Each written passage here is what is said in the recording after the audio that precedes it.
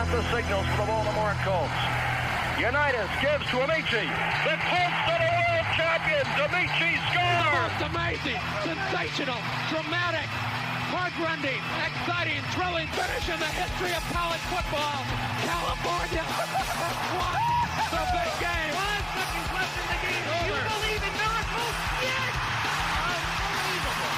This is Phil Steele. This is Mike Burnham. This is Wes Durham. This is Mike Ashley. Hi, this is Chuck Foreman, number 44 of the Minnesota Vikings. Woo, mercy, this is handsome Jimmy Vane, the Boogie Woogie Man. This is Coach Fry with Virginia Tech Football, and you are listening to Big Dog Sports Talk.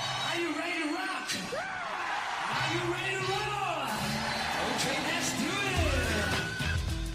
it. You're in the doghouse with Rick Watson on Big Dog Sports Talk, presented by Pulaski County Sports and Entertainment. Join us in the Family Fencing Studios and chime in on the McClellan Chiropractic chat line. He's keeping cool with help from Little River Heating and Air, but this show is straight fire. And now, the big dog, Rick Watson.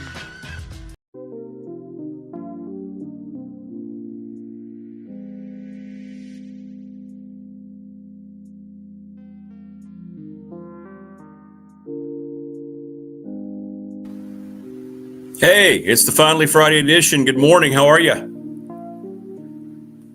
I'm Rick, your host.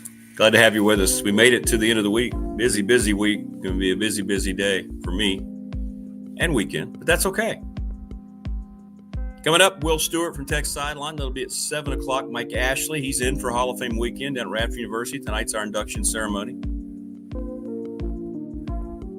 And then Jen the Gamecock Girl with our picks. So this was called night driving. You know, the kind of music you can play and not get in trouble.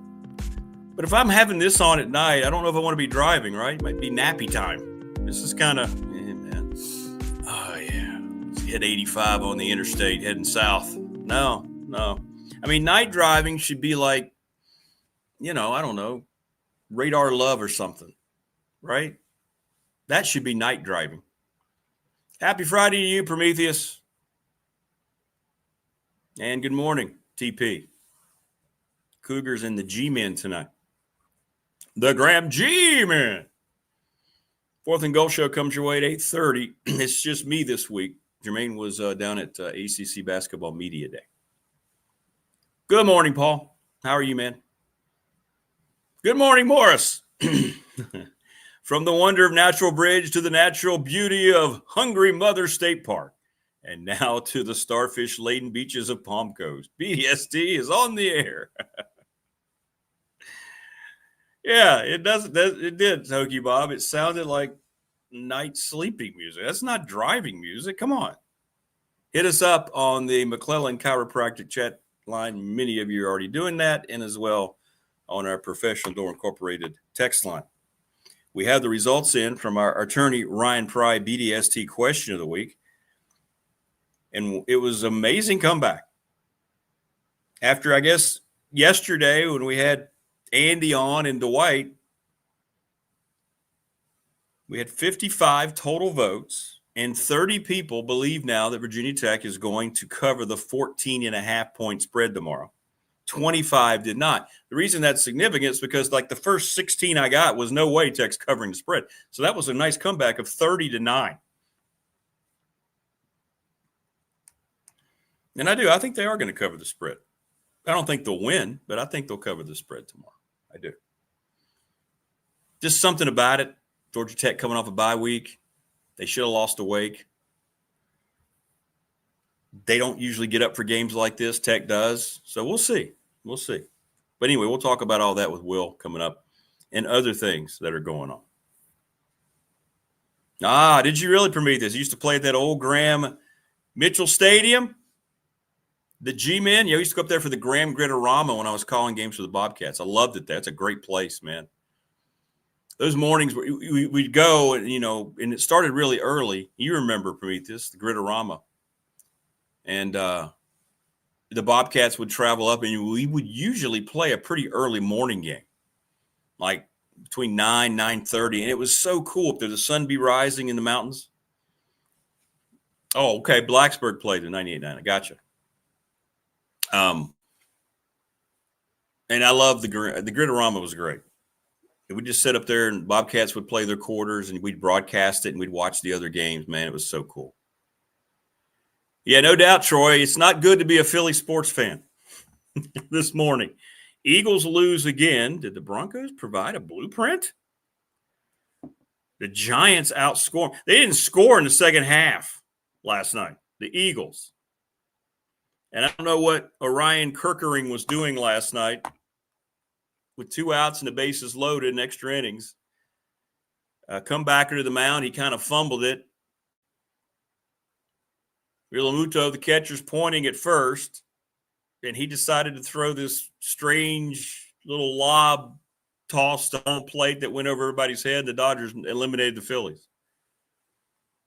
That's terrible. I don't know. What are you thinking? Orion Kirkering. He'll never be able to play in Philadelphia again. So the dreaded Dodgers move on to the NLCS, and they have to wait a Game 5 because the Cubbies have won the last 2 against the Brewers. How about that? Yeah, Mitchell Stadium's a great stadium. It really, really is. We played there a lot against Bluefield. Yeah, that's a special place. That's a special place. Driving music. How about Leonard Skinner? They Call Me the Breeze. Oh, yeah. It's rolling down the road. 100%. 100%. So tonight we're inducting 5 folks into the RU Hall of Fame. Rachel Wychecki, one of the greatest volleyball players ever. Vincent Wyatt, the greatest track athlete in the history of Radford athletics. He was on the U.S. Olympic team. I believe he's now, I think he's the AD at the new school that combined were Allegheny and Covington when they combined up there in paper mill country. I think he's the AD there now, Vincent, if I'm not mistaken. What's the name of that school? Are they the Allegheny Cougars? Didn't they take one name and use the nickname? I think that's what they did. Good morning, Rodney. High school football night indeed. Gonna be chilly. I'll miss it all tonight because of the Hall of Fame induction. I'll be the MC tonight. Pebble Smith. You hear David Smith here on the program. He's already a Hall of Famer, and this will be the first husband and wife team to make it into the Radford Hall of Fame.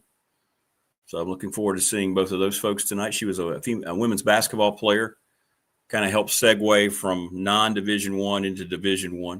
She was a point guard. Javonte Green, year 7 in the NBA. Played last night in the exhibition game for the Pistons, and he's flying in today to be here tonight for his induction. That's great. It's great. And then Mike Jones, our former head coach, the second all-time winningest coach, the only coach to have 5 20-win seasons, 99 Big South Conference wins, 2 regular season Big South titles, NCAA tournament appearance, our first NCAA tournament win. Yeah, that guy was good. And he's one of the best human beings I've ever known. He is exactly what college athletics is about and what Radford is about. I hope people can remember what it's supposed to be about when they hang out with Mike Jones here tonight. Great, great man. Great man. And I won't make it through. He's going last tonight. When I'm up there, I won't make it through it. I'll blubber like a 10-year-old. All right, Rich, let's get this right here. So not only is it the Radford University Athletics Hall of Fame, Radford High School Athletics, Skip Hudgens from the 60s and the 70s, Junior Thompson from the 80s, Ashley Hayes Sandridge from the 2000s, and Sharon Jones, Mike Jones' wife, is in as a contributor, and then Harvey Chevrolet as a contributor. So we've been telling you about Harvey Chevrolet. You should buy your cars there. Brad Harvey's going to go in Harvey's because they are huge supporters. And another reason you should, at the very least, go by and, hey, watch this pun. You ready? Kick the tires on Harvey's when you're in the market for a new vehicle. See what I did there? See, that's why I'm hosting a YouTube show. Kick the tires. Anyway, Richie, when is that? When is the Radford High? I know it's tomorrow, right? But what time is that so I can let people know? Let me know. That's BDST legal counsel, Richie Davis. Not to be mistaken with attorney Ryan Price, BDST fan question of the week.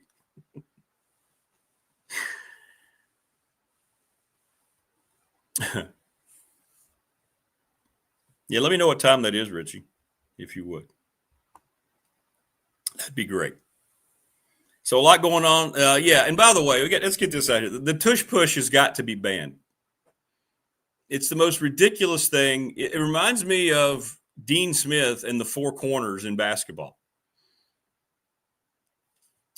Hang on. I'm getting ready to go on a diatribe here, so let me just get all of our business taken care of. We want to thank Family Fencing Studios.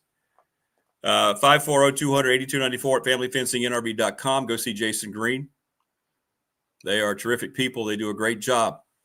Mark Hundley, we mentioned McClellan Chiropractic. Go get your back popped in about 50 places, and you'll walk out of there a new human being. He was too busy this week. We were going to try to do it this week, but I'm going to try to call him and see if I can get on his schedule to go over there with a camera, GoPro, and film that whole thing. We mentioned our text line sponsored by Travis Williams, everybody at Professional Door Incorporated, residential commercial garage doors, family owned and operated 38 years right across from New River Community College. National Bank member FDIC, the exclusive banking partner of BDST, thanks to Larry Ramsey. We just mentioned the attorney Ryan Pry. There he is, 701 West Main Street in Radford. He sponsors our BDST fan question of the week. Trust and estate planning is what he specializes in. Pulaski County Sports and Entertainment specializes in being awesome. And not just for being the presenting sponsor of this program. Thanks to Jonathan Sweet, Tim Miller, and the crew. And man, I'll tell you what, we're just scratching the surface on all the things that's coming up in Pulaski County. I can't wait to be a part of promoting that each and every week here on the program. Awesome stuff. And we thank them so very much for their support here on the show. Also, Lawson's Mobile Home Supply. They've been around since 1997. James Lawson over on 300 North Franklin Street in Christiansburg. Give them a call, 540-381-8011. And go bowl at the NRV Super Bowl. Boogie Bowling's coming back. They've been around for over 25 years, 382-5525. Thanks to their support as well. All right. So the NFL needs to outlaw the tush push. It is ridiculous. And everybody's criticizing today. Many players who were watching the game went on X and were saying this isn't football. There was a scenario last night where they had the ball inside the 3 and the Eagles used 4 straight tush pushes. They finally got in. You know how this is such a copycat league, the NFL? When something is working, like, for instance, the Bill Walsh offense, what the Dallas Cowboys were doing with their offensive line shifting in the 70s, things that actually are football. No one's copying the tush push because they don't look at it as being something that should be going on. It narrowly passed. Hey, Tootie Gillespie, good morning. You're new to chat. How are you? Good to see you, Tootie. Morris says, see Brad at Harvey's. That dude's always smiling. Yeah, what a great family. He is. Well, you need to see Brad. Brad looks great. They're great. I've got my last 3 vehicles from Harvey's, 0 regrets. When my mom passed, we had her vehicle. My brother and I wanted to sell it. It was relatively new. We didn't want it. And I took it to Harvey's. It was gone less than 48 hours. Unbelievable. But the tush push is ridiculous. In the league, it barely passed. It's served its time, I guess, but it's time to move on. And the league needs to actually sack up and do something right for a change. But it reminds me of the 4 corners in college basketball under Dean Smith. I would grow up, and you may have grown up too, remembering before the shot clock. I guess we owe Dean Smith the fact that he helped usher in the shot clock more quickly than it probably would have gotten to college basketball. Because you remember Carolina, even when they had all those great players, the Phil Fords of the world, they would just sit around sometimes and just throw the ball around the perimeter. And I remember watching them play Duke one time, and I think the halftime score was like 9-6. And they would just waste time. It's the most cowardly approach to playing the game I've ever seen in my life. And I think the tush push is kind of like that too. I mean, this isn't rugby. How about playing football? How about getting a 1st and goal inside the 5 and actually running an offense to score a damn touchdown? It's stupid. It's stupid. Good morning, Opal. How are you? Always glad to see the peepettes in the chat. Richie says Skip Hudgens, a great baseball pitcher. And then he was a baseball coach for Western Albemarle. Junior Thompson played safety for football. Yeah, let me know what time that is, Richie, too, so I can let people know.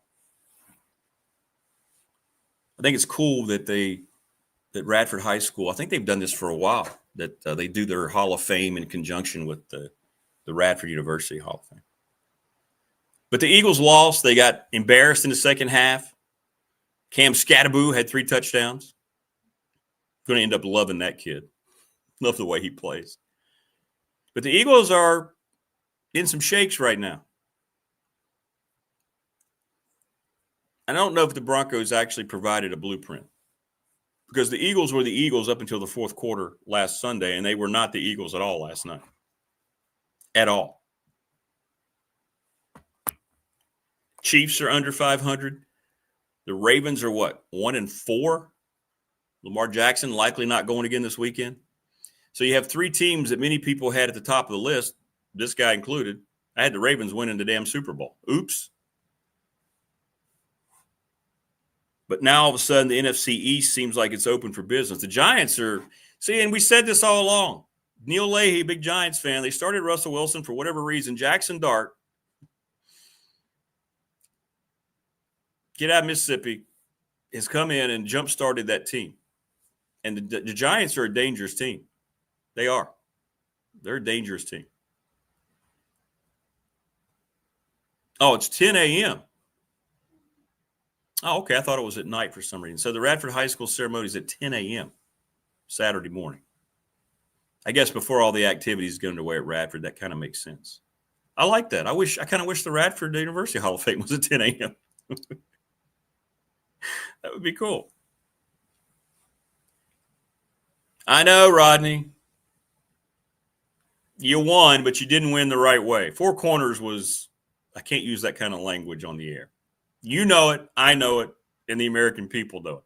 Just like Philly fans are the only ones who will defend the tush push. Carolina basketball fans are the only one who will defend the Four Corners. And Mike Ashley, we'll get into this with Mike. He's a huge Carolina backer. We'll talk about it. No, winning is not winning. Nobody respected the way Carolina used to win. And you notice they didn't win a national championship under Dean Smith until they got rid of that crap.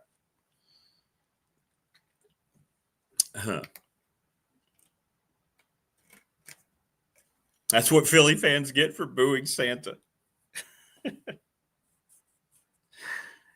Did they? Jealousy, Rick, Rodney says. Did they boo Santa? Did they really? I guess yeah, you're right. They did, didn't they? They did boo Santa. Yeah, not a good time last night. I don't know what the kid was doing throwing home last night. I mean, he had plenty of time. It was just one of those in-the-moment reactions, and he'll never live that down, and he'll never be able to pitch again in Philly. He might as well the Phillies should go ahead and just start making plans to ship him out, cut him, do whatever they need to do. But that was bad. That was bad last night. And the Dodgers move on. Yay. Yankees are out. Dodgers are still going. Prometheus says Philly fans are the worst fans in all of sports. They are a unique group. They are. They have the worst reputation, I guess, of most of the fans in the NFL anyway. But they're not going to recover very well from last night. That's going to linger for a while. You talk about the most inadequately named city, the city of brotherly love? No. Every time I've went up there, it's always been the opposite.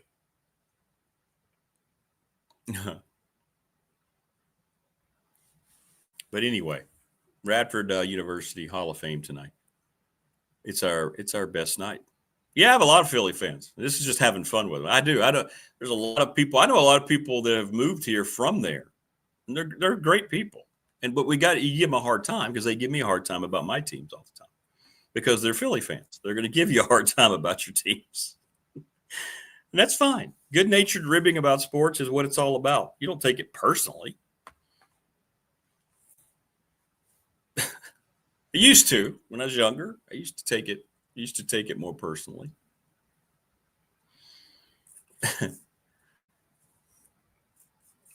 So when I was in college, I was boxing, and if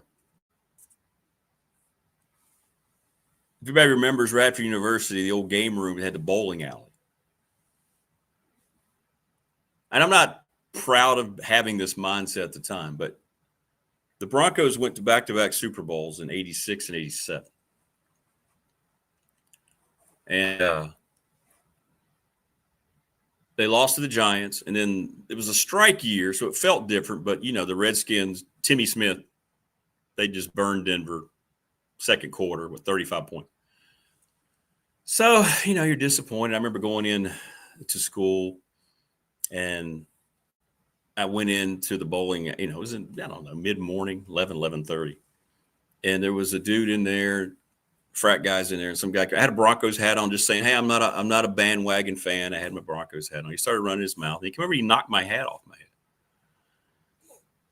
And I remember I just, I grabbed him and gave him like a little rabbit punch and knocked his head back and threw him over the ball machine.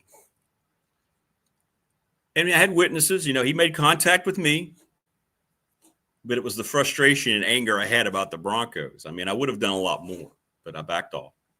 And then, of course, being a frat guy, his buddies just kind of stood there. So, yeah, I do know that name, Prometheus, Maynard Quisenberry. I sure do. But I did mine down in Roanoke. It's no longer there. It's all gone. But that's how you used to take stuff personally. Now I just have fun with it. You get smarter and more mature as you get older. But don't touch my hat. You were kind of asking for it, the dude, right? You understand, right? You understand. Knock my hat. No. I'm already angry about the game. Don't do that. Don't do stupid things. Play stupid games, win stupid prizes. Right? But that's what, sports is fun. Now, look, you take things personally, like what's going on at Virginia Tech. By the way, I went back and I watched David Teal, and I'm happy to say that he did not say anything derogatory toward the fans, but he did continue to express his confusion and dismay at Virginia Tech's athletic administration. Exactly, TP. You don't mess with the dude's hat. Now, I had a lot of friends. Most of my friends were Redskin fans, and I never had anybody give me a hard time about the game. Not one of them. Now, they'll say it now out of fun. But that dude, I don't know what you're thinking when you walk up to somebody. You better survey the situation. You better do your research a little bit. That's how you get in trouble. And it could have been a lot worse. But, it is what it is. If you ever want to see real zombies, head up to Philly. Crazy bad streets. Yeah, it's a tough city. That's a tough city. It is. It's where our former coach Darius Nichols and Shane are now at LaSalle. Now they're in a different part of it, so they love it. The Rocky statue's cool though. The Rocky statue's really cool. But I went back until. He's basically just calling out the clown show that is Tech, the Tech situation right now. But he did not. Someone said that he was saying the fans didn't understand. That's not what he was saying. I think he was saying that they don't understand over there what they're creating. Is kind of what I read into it. We'll talk to Will about it here momentarily. But yeah. And I thought that was good. Because Teal's been very frustrated. And that's why I went back and watched. It's not that I didn't believe, the person who said that. It's just I wanted to see exactly the context. Because I remember a couple of weeks ago on here, he was very frustrated. Called it's way too buttoned up. Never have he seen something like this where you're just not getting any information whatsoever. So fans, yeah, you should be kind of angry, especially the ones that are going to come to you and ask for more money. All right, high school football tonight. EC Glass and Liberty Christian. LCA's on a roll after they lost that opener up in Ironton, Ohio. Salem and Cave Spring, Brookville and Heritage, Lord Botetourt, Franklin County. Patrick County, that version of Cougars, down to Norm Lindenberg Field, Bobcat Stadium to take on Radford. Christiansburg, fresh off their first win of the year last week against Pulaski County, has to head to Patrick Henry, the undefeated Patriots. Floyd County, Tim Cromer, speaking of undefeated, happy for Tim and Buffalo Land. They go to Martinsville. Should be a dub tonight. Glenver, woo, speaking of dubs. Kevin Clifford, monster at James River. George Wythe in Grayson County. Rodney, have you heard anything about the Galax game? I've not gotten any info. Are they okay tonight against Fort Chiswell? Player-wise, Rodney would know. Brookville, Heritage, Amherst, Jefferson County, William Fleming, Stanton River. The G-Men heading into Joel Hicks Field, Kenneth J. Dobson Stadium, take on the Cougars. Have fun tonight, TP. Bundle up. And what else do we have here? Perry McClure Narrows, Hidden Valley Blacksburg, Eastmont Craig County, undefeated Craig County, number 1, by the way, in the state rankings. Congratulations, Jeremy Haymore and that staff. William Byrd, Northside, and my beloved Auburn Eagles taking on Northwood. And that's a rundown of your schedule tonight. All right. Thank you, Rodney. Galax, Fort Chiswell is on. Good. Happy for the Maroon Tide. That's awesome. And Troy's got Graham and PC. Well, as always, Troy, I won't be able to check the messages very often, but update me, will you? I'll be at the Hall of Fame, but I would like to know how they're doing. I would.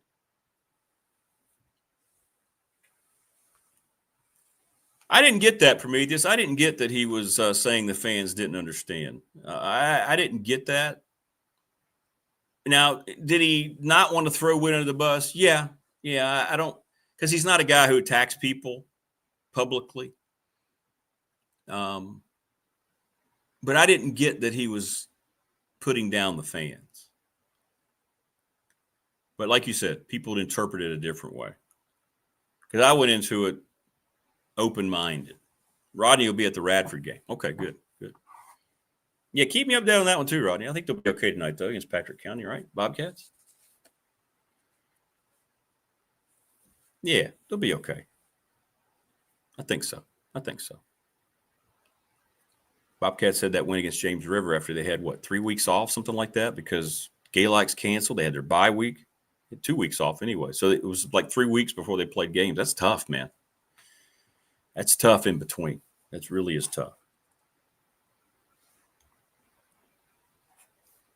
But the anger is real, and I hear it all the time, and I haven't gotten – again, I'm waiting on the first positive comment about the way this is handled. I've heard from a diverse group of folks. I really have. Well, he keeps saying he's defending Witt to the fans. But he was very critical of what's going on at Virginia Tech, right? He was, and he has been. He's been consistent that way. We just interpreted it differently, that's all. What I think from hearing the reactions that I've gotten, and it's striking, because I think we're a pretty good source of fan interaction and people, prominent people. I think this show has become, because of your following, and thank you so much, we're a pretty good barometer about just by the reaction of all the stuff that I get from everybody. I have not gotten one professional door text, McClellan chat, personal DMs. No one understands how they're going about this. Nobody. It won't be a trap game. The Broncos aren't in a position to have a trap game. I would not be surprised if they lose to the Jets. That's just So far, that's been Sean Payton's MO. They'll come off a big win, and then they won't be ready. Game's over, what, in England at 9:30? Changes the whole dynamic of the matchup, man. But, hey, we're going to have a lot more of these games. It's what the league wants.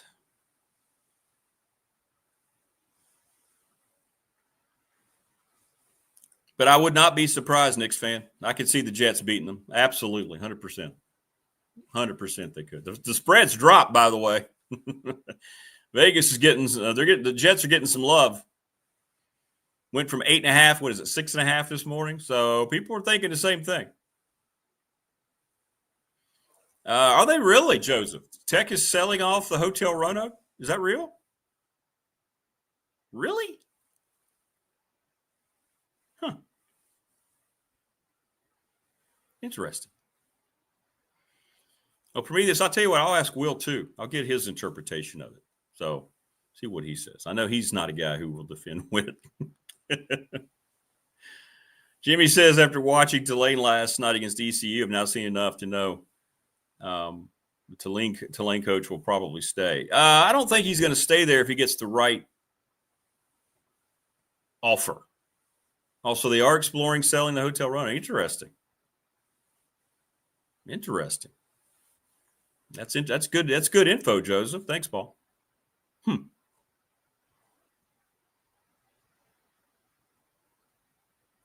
Summerall is a guy who's going to get some attention. He won't stay at Tulane if the right Power 4 job comes. Now, same source I was telling you about that, they wouldn't go through with the GM, the one I told you about, Ryan Silverfeld, that, people are still yelling at me about. Told me that Summerall wasn't interested in the Tech job. Now, maybe that's changed a little bit because of the announcement of the GM going to be hired by the coach.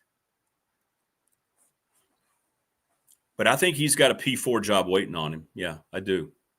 I think it's going to happen. They're going to have to really try to pony up to keep him. But Tulane is not a forever job. It's a good job in the group of 5. But it's not one that you're going to stay at if you've got a chance to go to a Big 12 or a Big 10 school that's struggling. Or an SEC school. I mean, you wonder, like, for instance, at a place like Florida. Morris, let me know. Gators had a big win. You're right down in the Palm Coast. You go into the game. You were at the game. Sent me a great picture. He was at the Texas game. Somebody tell me, like, what's the vibe down there, Morris? Like, for instance, Billy Napier, many folks in the fan base and then the donor base want him out, right? But yet you beat Texas. So now it becomes more difficult. I guess it's going to depend on how they finish, but how did that go over? You're always going to want your team to win. It puts you in a tough spot. Napier has not shown that he deserves to be a long-term consideration in Gainesville yet. But then you win a game like that. Does it start a jump start? I guess it's going to depend on how much momentum they continue to develop after that win. Tony says, I'm positive the Hokies are going to have trouble, a hard time finding the money from the angry alumni. Yeah, they are. And many of them have shared that with me. That's not just speculation. I'm being told by money people. Rodney, Tar Heels needs Summerall now. That would have been a good hire. Keep in mind, Bubba Cunningham did not hire Bill Belichick, the AD. That's why he had that kind of weird. That wasn't Bubba Cunningham. The donors kind of worked behind him with the president to get that hire done. Right? The holding of the strawberries would be over.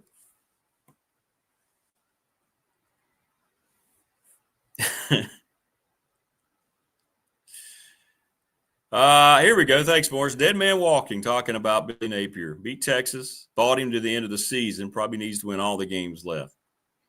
Lose one. Sound familiar? Yeah. Yeah, it's kind of what I thought One win, they'll revel in it. You're happy for the program and the players, but yeah, it's not going to change the overall thinking. One win can change your season around, and we'll see if that happens with Napier. I don't know whether it will or not, but we'll see. We'll see.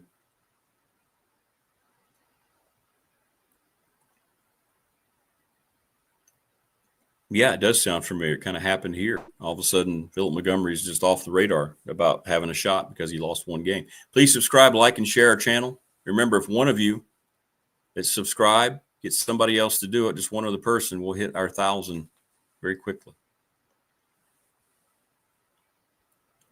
So, tough situation. Tough situation. Jen and I are going to have our picks, but, so much goes on now, and so much is tied into money. And I understand why. Everybody understands why. But someone put Cyndi Lauper up in chat the other day, and they're right. Money changes everything, not necessarily for the good. Many people in chat are asking, what is the Virginia Tech, Georgia Tech spread? Still 14.5. We actually have a good week this week. Ohio State, Illinois, Alabama and Missouri, Indiana and Oregon in the Big Ten. It's going to be a tough shake there for Curt Cignetti. Can Curt Cignetti pull that off in Quack Quack Land? Hang on, I got that song Feeding the Ducks, right? Here we go. Maybe the rhythm if they beat them. Yeah, we fed those ducks all right. Hey, I'm pulling for Cignetti. I hope he gets it done. Oklahoma, Texas, the Red River rivalry.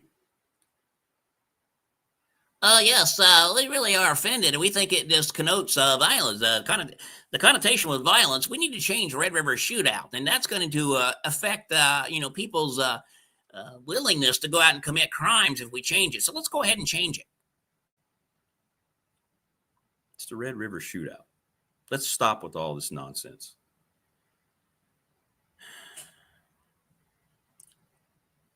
North Carolina State, Notre Dame. Iowa State, everybody loves them some Matt Campbell. Lost last week, going to Colorado this week. Florida and A&M. There you go. Billy Napier's going to be right back on the hot seat, isn't he? Georgia and Auburn, that's the oldest rivalry in the South. Michigan, USC, been a lot of great Rose Bowls. Michigan, USC.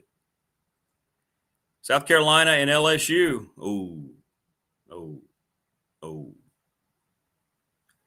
BYU, Arizona. I mean, there's some good games, man. It's good matchups this week for college football people. College football is doing great. And I wrote about it in my column on The Patriot. How's that for timing? It's out today. Mike Williams' publication, The Patriot. And I wrote about it today. Thanks, Paul. No, Rodney says, can I use that voice the whole hour? Oh, by the way, Brandon got an update yesterday. Brandon said that the shirts may be done by the end of next week. There they are. So we'll let you know. Keep you updated. Thank you, Brandon. They're going to look just like that. Just like that. Top Shelf Apparel. Appreciate them. That's awesome. There you go.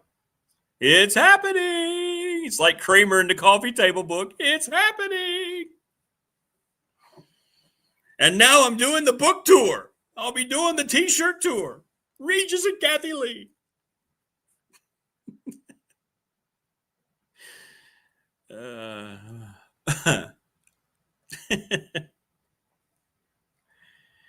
Red River water balloon fight. Yeah, we don't want to offend anyone. Do you know that changing the NBA team from Bullets to Wizard reduced crime by 72% in Washington?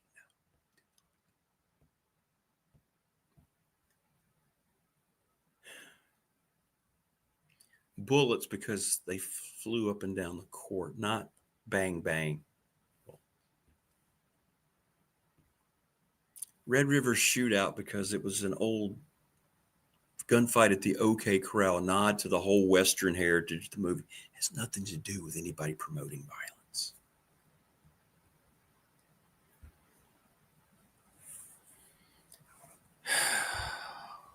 God. Anyway,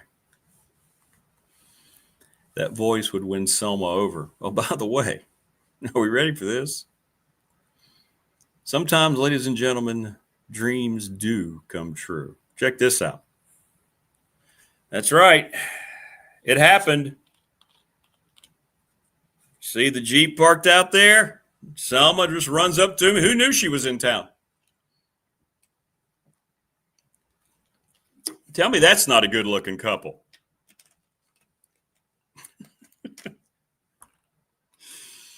Yep. I was trying to keep it to myself, but there we go. That's what it would look like. Oh, I'm sorry. That's what it looks like. Look how huge my hand is around her back.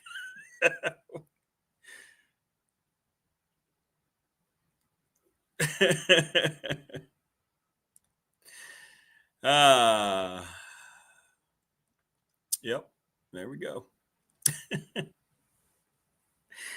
Thank you, Wayne. That was awesome. I woke up to that today. It's great. I woke up to that. That was on my phone. So now I always have that. I should send that to her. Selma, thank you so much for the picture. What?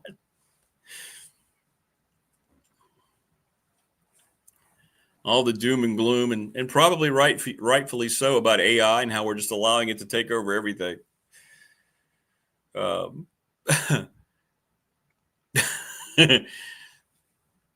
yet you can make things like that. And it really makes you laugh. That was awesome. That's fun. David says, I'm just glad you have her hand on her back. Well, you should have seen the other pictures. The ones that we can't show.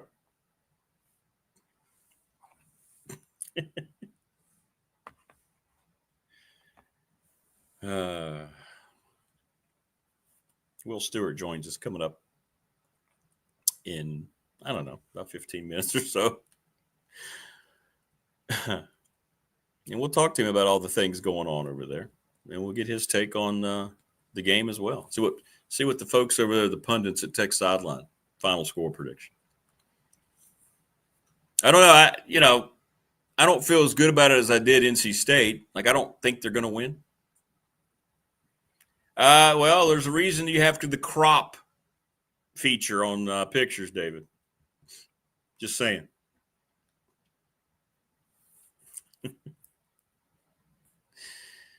Everybody in text lines wanting to see that again. Okay, there we go. There you go. See?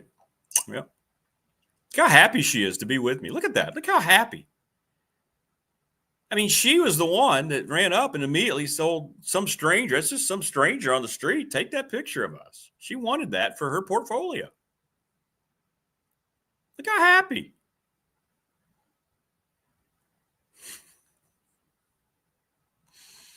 Prometheus 34-21 Georgia Tech. That's a good score, Prometheus. That covers the spread. I could see that. 10 to 13 point game. Yeah, makes sense. Makes a lot of sense.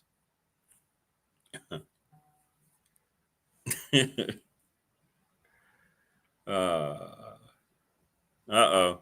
Someone just said Georgia Tech's breaking out new unis. Here we go. What do we got? Oh, they're wearing white at home. You know how much I love that. Let's see what we got here. Oh, am I going to be able to blow that up? Let's see. You know what? They probably put it on Twitter. I can't blow that picture up. Let me see here. This might be something in Tech's favor. The unis. They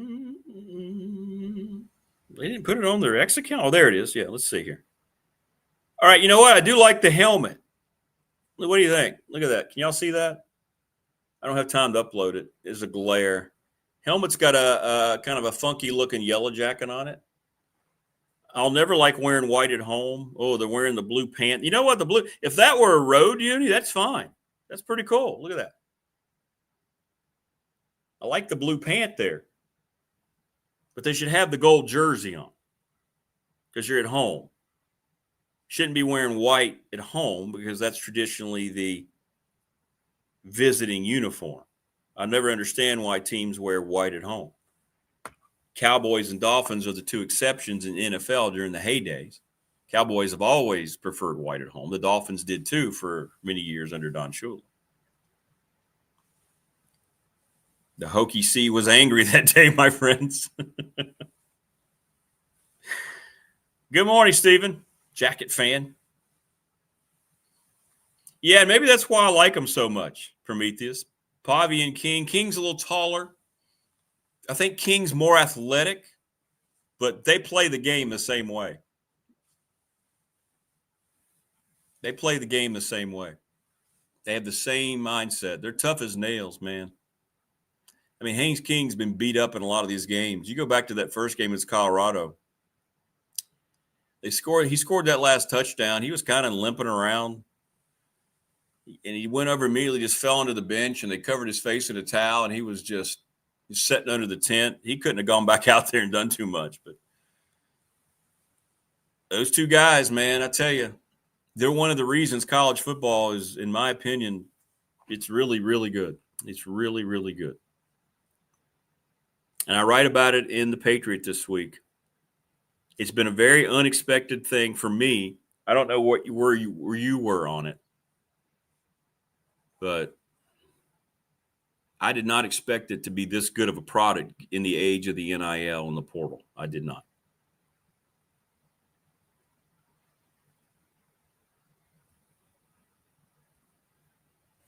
But it is. It's good. It's good.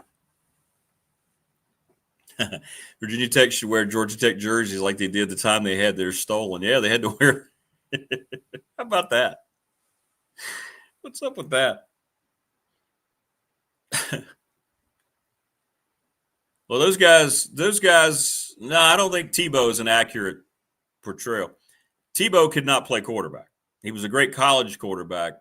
These guys throw the ball a lot better than Tebow ever did. He got to Denver, and he had the 1 year he started, made the great pass to Demaryius Thomas against the Steelers. And I like Tim Tebow. He's got the same heart and grit. He did not transfer over into an NFL player. And then he refused to move to tight end. I think he could have played in the league for a while. He's a great guy, by the way. Tim Tebow's going around, and he's out of the limelight. He's out helping so many groups of people. He's a good dude. He's a good dude. He's a really good dude. And he was a great college football player. I mean, he took college football by storm. Notice Steve Spurrier wasn't the same coach when he lost Tim Tebow, right?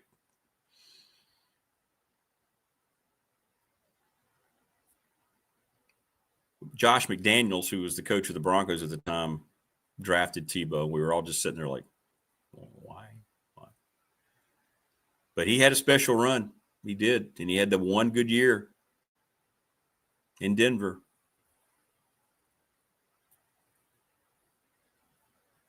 But he was exactly what you want. I think Haynes King definitely is an NFL prospect. 100% he is. Yeah. Now, Pavia, I mean, they list him at what? They list Pavia at 5'11". I mean, he's not. He's too small. Now, Haynes King is 6'3", 225. I think he's gonna play. He's got a shot. If he can stay healthy, he's got a shot because he's athletic and he throws the ball really well. I think Haynes King's got a shot. He'll be one of those guys that'll get drafted probably in the mid rounds, later mids, 5th or 6th, and then some team will be very glad they have him as a developmental quarterback. But Pavia, you're probably right. Probably right. I don't think Pavia is going to get a shot. Although mindset alone, you would like him on your sideline. I mean, you just love watching them both play at this level. They're fun, man. They are fun. But we'll see. We'll see how Haynes King, he's had a chance to get healthy. That's the biggest thing, right? Coming off the bye week, they're getting healthier. And he's been beat all to hell. And we'll see how they come out. This is a good test for Georgia Tech to see if they are that team that can kind of elevate themselves. I'm not sure anymore. I've liked him a lot. I like him a lot. But the Wake Forest game was eye-opening. I think they went into it. I don't think they were prepared. It showed. Wake beat them. And the ACC blew it. So they got lucky. Do they come out after the bye week and look at Virginia Tech's last game and playing Wake, who beat them? Do they realize that, Tech is good down there? I mean, I don't know. It's going to be up to Brent Key to see if he has that team ready.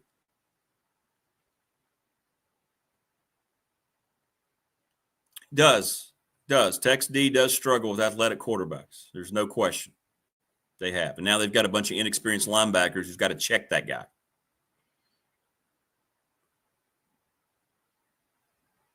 Yeah. Filmation said it. Put guys in different positions and they could perform. Yeah, why not let Pavia do something? I don't know. We'll see. He's going to be intriguing, but he wants to stay in college another year. It's weird. But I do think Prometheus is right. Pavia will not be an NFL guy. Haynes King will. Pavia will not. I mean, you look at some of the guys that have been drafted in the NFL just because, I don't know, reasons. The Richardson kid out of Florida. I mean, there's been so many bad quarterbacks just because, there's a lot of bad. We talk about evaluation a lot, especially now in the age of the NIL and how these coaches are going to make or break their programs by that the added pressure now to up the evaluation. High school evaluation is a lot easier because everybody, it's clear who's got offers and who doesn't. When you're out there on the NIL trail, you have to go out and make your own evaluations because you're not sure. I'm sure word gets around, but you're not sure what kind of money somebody's been offering. And these agents aren't always going to be honest about it. Yeah, Woodson's coming back. Yeah, he is coming back. That'll help.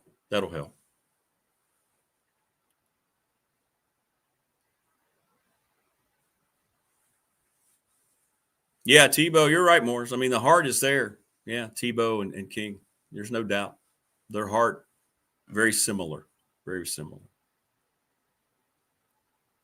But we'll see. They're going to need Haynes King to have that and then some the rest of the way going forward, especially coming off a performance in which they really struggled. And they were very lucky, very fortunate. Very fortunate. Look, I'm forever a Tebow fan because he beat the Steelers in that playoff game in overtime. You see the highlight all the time, Demaryius Thomas from Georgia Tech, by the way. Streaking toward the bottom sideline and crossing right over the middle, and he outran the whole defense into the end zone. And then the Patriots absolutely crushed the Broncos the next weekend. I think Tebow got sacked like 8 times, turned the ball over 4 times. Then his career was over. That's how quickly his career ended. He had that game against the Steelers. He went up there to New England and got beat up and threw 4 picks, fumbled, and he was done. That's a great point. If Spencer Rattler can start in the NFL, maybe there's a place for Pavia. That's a great point, David. Good counter argument. I hope you're right. Right? You might be right. Knicks fan. BT has no chance. I like the honesty. BT has no chance. Neither does Drones as far as throwing an accurate pass. Yeah, he struggles, man. He struggles. His accuracy is second to none. His inaccuracy. It's a problem. There's been too much out of the way of blaming everything else around Drones, and I still see people doing that. The offensive line isn't good. I get it. All right.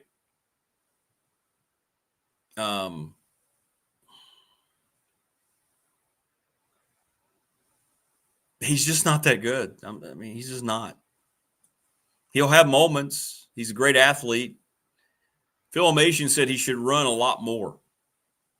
So they don't think they have him. You're not utilizing him the right way. Filmation is going to be on every Monday going forward. I'm very excited about that. Very, very excited. Looking very forward to that. Coming up a little bit later on, Mike Ashley and Jen the Gamecock Girl. It's our Hall of Fame weekend down at Rad. Yeah, Tebow did Tebow the Dolphins down in Miami. He had a big win down there. He rallied the team late. Yeah, it's great. It's great. Also great, joining us now. He's on the road again, just like Willie Nelson. It's Will Stewart from Tech Sideline. What's up, man? Hey, Rick, how you doing? Did you make it to Hotlanta okay? I did. I'm in Beaufort, Georgia, which is about a half hour north of Atlanta. I don't think it's really a half hour, but with Atlanta traffic, it winds up being a half hour. So how far are you from the stadium and everything in Beaufort? That's a good question. I mean, I could Google map it if you want me to. I could search on Bobby Dodd Stadium. That's all right. That's all right. You don't have to. Well, now you got me curious. I'm actually so I'm staying with a buddy tonight and last night and tonight. Let's see your location. Oh, for Pete's sake, never mind. We're not going to do that game anymore. That's okay. That's all right. So yeah, I'm in his theater room, and it's always I see Jen wrestle with this every week with the computer screen on the glasses. On the glasses, yeah. You got to go like this or go like yeah, you that. got to do that or look down. That's all right. That's all right. It is. Well, the thing is, if I do this, I can't read the comments. If I do that, I can read the comments. But you're looking at my nose. See, I'm different. I don't need mine during the show because I can see close up, but I can't see far away. So you're the opposite way, clearly. Well, your problem is you have light shining off your head, right? Yeah, I do. Yeah, I do. Look at me. I look fully gray, and I am not. It's like you're about to do one of those commercials where you're going to put the stuff in your hair. You know, I didn't like the way I looked that day. So in order to look good on Rick's show. Yeah, you look great. All hey, right, man, I bought a webcam just for you. Well, thank you. That's great. Last time, you know what? I think I've actually got the wrong camera showing. So let's totally mess around with settings while we're on the air with you and see how that goes. All right. You do that. You do that first. I'll be right back. I got to let my Balboa Creed in real quick. Hang on. Go do that real quick. Hang on. All right. I'll tell you that. I'll leave and come back.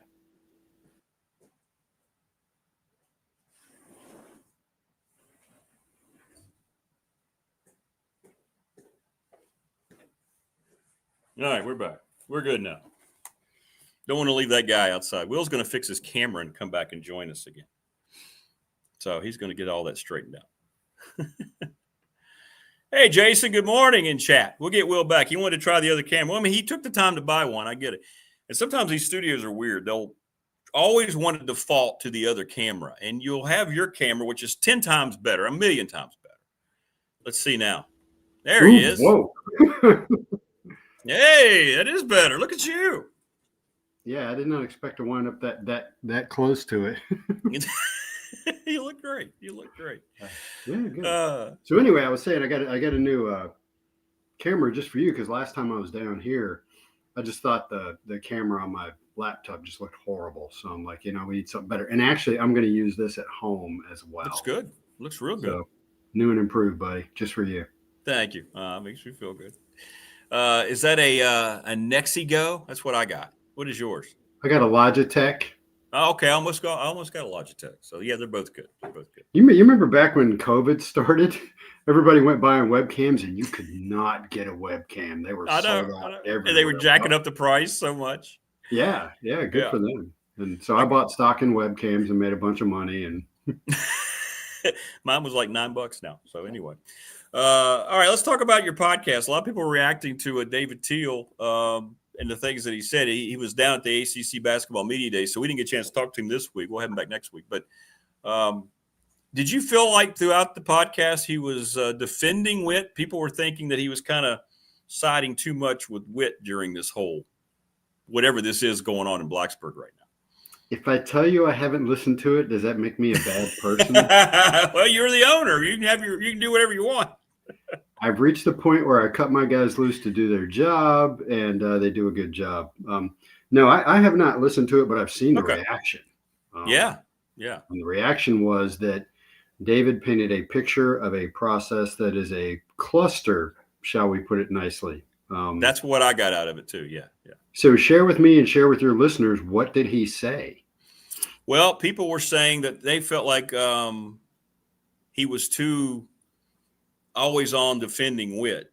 He would talk about, and I got that too. I thought, I didn't get that. I understand but David, he's not going to put down somebody publicly. He's not that guy. Yeah. But he did criticize what was going on. I mean, he wanted to say the phrase that we all want to say, that it's a cluster blank. Right. He didn't go that route, but that's what I got out of it too. But anyway. Well, there's eight people on that committee, and it's 3 football people, 3 business people, and 2 BOV members. And I get the idea there, and you've got some strong personalities there. And it's been shared with me who favors whom. I don't know what David said, but Bruce Arians is, of course, as you can imagine, and this is not a criticism of Bruce. Bruce is promoting some buddies of his in the NFL to be head coach at Virginia Tech. There are other members of the committee that have their favorites. And so it's something that's going to have to be figured out. I don't know. I mean, this is my first rodeo with a committee doing something like this. So I don't know if it's normal for this sort of dynamic.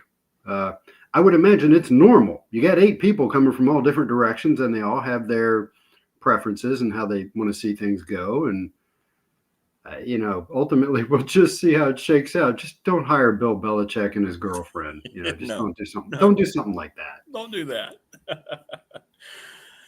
Well, it was interesting, everybody, even Roth this week was like, it's a big committee, and you know how hard it is to get even 2 people to agree on something. And now you have 8. They're going to be able to schedule meetings. You're right. It's all going to have to come together, the group think. And I just think they've created a situation that's going to make it difficult. So we'll see. Yeah. And from what I understand, so one of the things they're struggling with is the messaging, and David may have talked about this as well. You've got different members of the committee talking to different parts of media and things like that. And so one thing they do need to do if they haven't gotten together and done it is they need to get together and decide what is the message going to be. How are we going to talk about this publicly? Are we going to talk about this publicly at all? So there's the front channel communication where you're going on shows and you're getting interviewed and things like that. I don't think there'd be much more of that going on. No. And then there's back channel stuff. What are people saying in back channels? And that's harder to control because they've all signed NDAs already. They're not allowed to talk about it, but that doesn't stop them from talking about it, and some conversations occur via text message, some occur via email. A lot of them are occurring via the phone. So nothing can be tracked or revealed publicly or screen capped, as you know how that stuff goes. Yep. Interesting. I don't know. I advocate patience in these matters. It may very, very often something looks like a cluster, but it comes together at the end. So, Rick, regardless of what happens, there's going to be a lot of criticism of it in the end. Of course, no doubt. Do you buy into, and because I've heard from them, a lot of people who donate large amounts of money, that might be a tough ask now, because those people, most of them per person, per head, want Whit Babcock out of the athletic department. So Chris Coleman and I were talking about this in the office yesterday, and he's had it's kind of peak Tech Sideline right now. We have people actually on the committee communicating with us.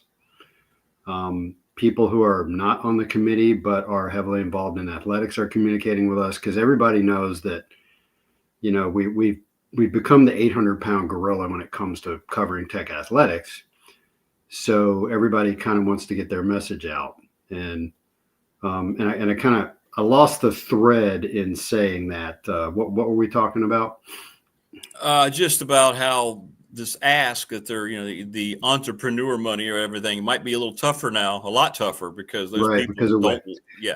So one of the things that we're discovering, and this is something we've talked about in the office, is that I don't think that the powers that be over Virginia Tech understand how the fan base at large feels about Whit Babcock.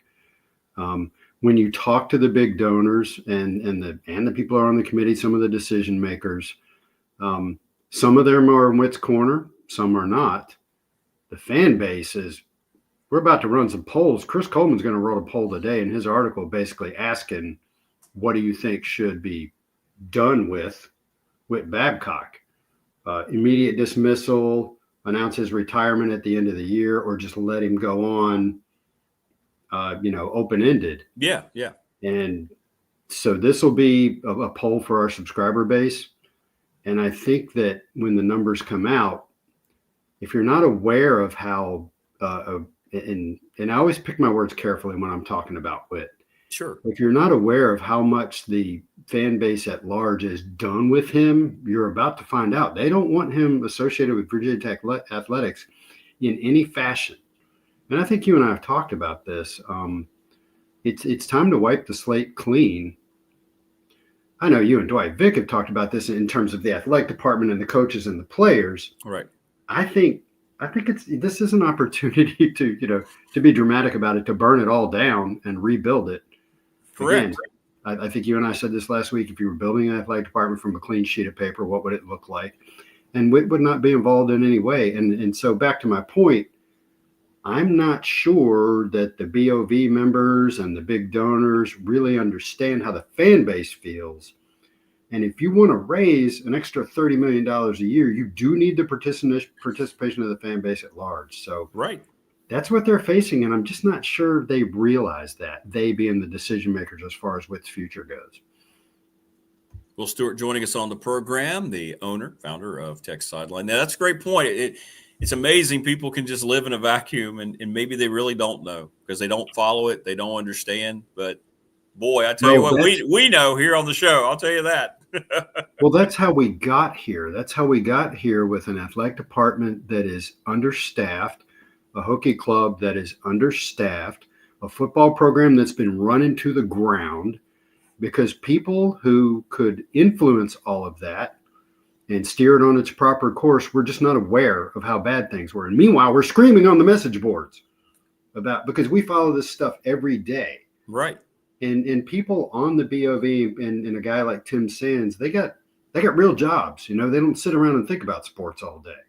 And that's what we're discovering in this whole process, is that the issues that the common fan has watched unfold over the last decade are coming home to roost. And it's a surprise to a lot of the people in power. That's just how this stuff works. Well, the customer always seems to be forgotten, and I think that's the way people are feeling. We've talked about this a lot, whether it's the ticket hikes, whether it's parking payment, whatever it might be. And this is one where they're going to refuse to not be heard. Because I haven't gotten one, and I filter them out. I look at them. I get text all day long on the text line. I haven't gotten one. And we're talking to some of these people I know are very close to the situation. I haven't gotten one person that likes anything that's happening over there. So there you go. That's the customer. Well, one of the things that Whit struggles with is he's not a good communicator. In this day and age when So, one of the things we talk about in media is that Dave Smith used to be the sports information director years ago. The best of all. They don't have sports information directors anymore. They have directors of strategic communication. Right. And there's a difference in the title. The first guy used to provide information. The second guy or girl or woman communicates to you strategically. That's different than providing information, right? Yeah. So in this day and age, when strategic communications drives the bus and there's so much social media, that's something that we've discovered over the years is a weakness of Whit's, is that he doesn't communicate well. We got guys on our message boards that follow other athletic departments that appear to be well run. And one of the keys is always communication. It's always messaging. We're going to charge you a lot more, and here's why we're doing it. Let me lay out for you. You're being asked to give more, but if you do, here are the good things that are going to happen. And so messaging is very important.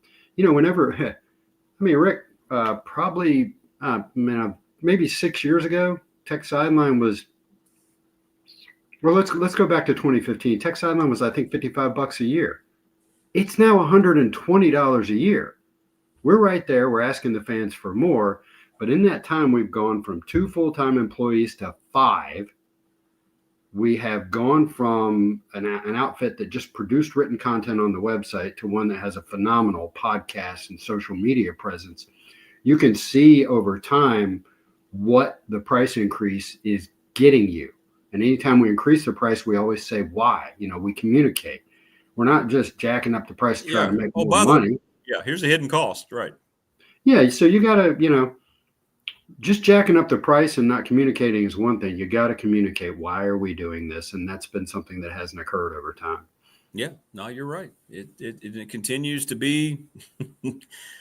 At least they flipped on the committee. I mean, you told us last Friday something was going to happen. Sure enough, a few hours later, we got the announcement about the committee. But then, of course, that Witt's going to hang on, and it couldn't be the committee first. It never made any sense. And everybody who told me, my sources around coaching, that no coach with options was going to consider Blacksburg if they had a GM in place, not the committee, but the GM in place before he got there.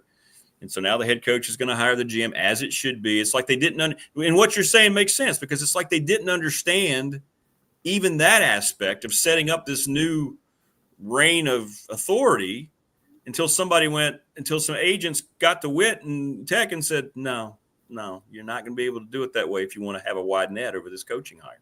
So what you're saying makes sense. They just don't know. Yeah. Yep. And how, I guess those in the coaching community are paying attention. The fans at large, Virginia Tech fans are also paying attention. But yes.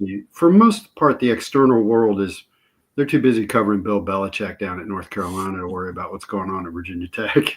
Correct. No, you're right. Well, we'll see where it all goes. And this weekend, it's why you're down in Georgia. It's going to go in Atlanta. Traditionally, Tech has played well there. This has been the kind of game that they show up in. And they just like they did 2 weeks ago. They were bad Saturday in certain spots, and that was a big letdown. What were your thoughts? I mean, a lot of crucial mistakes at bad times. But that was a poor effort coming off of a big win against NC State. But let's analyze the word effort.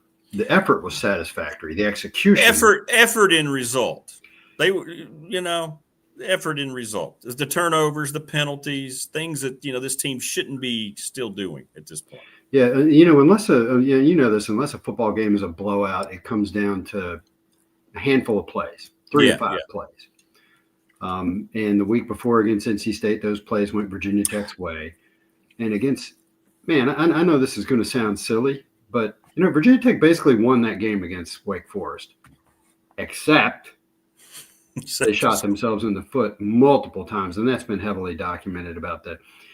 I think Virginia Tech had something like 6 penalties, but it felt 15 because every one of them was so critical in extended drives. And it was. Everyone. They basically played well enough to win the game. They just made those critical mistakes. And so that old thing of it's never as good as it seems, never as bad as it seems.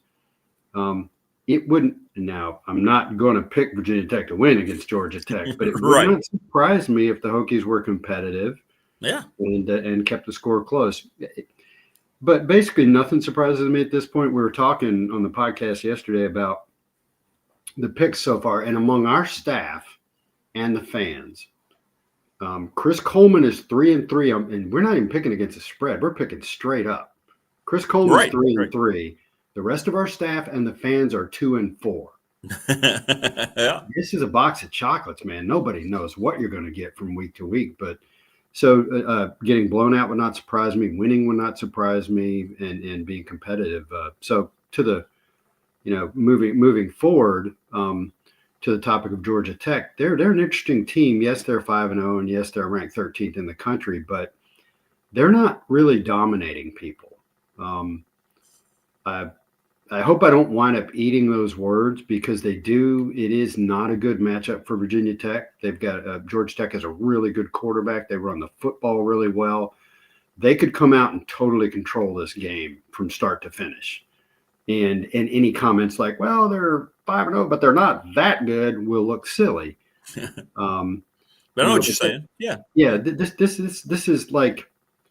This is not a dominant team, but they are well coached. They do have a very good quarterback. And, going into the season, they were Brent Key was 18-16 at Georgia Tech.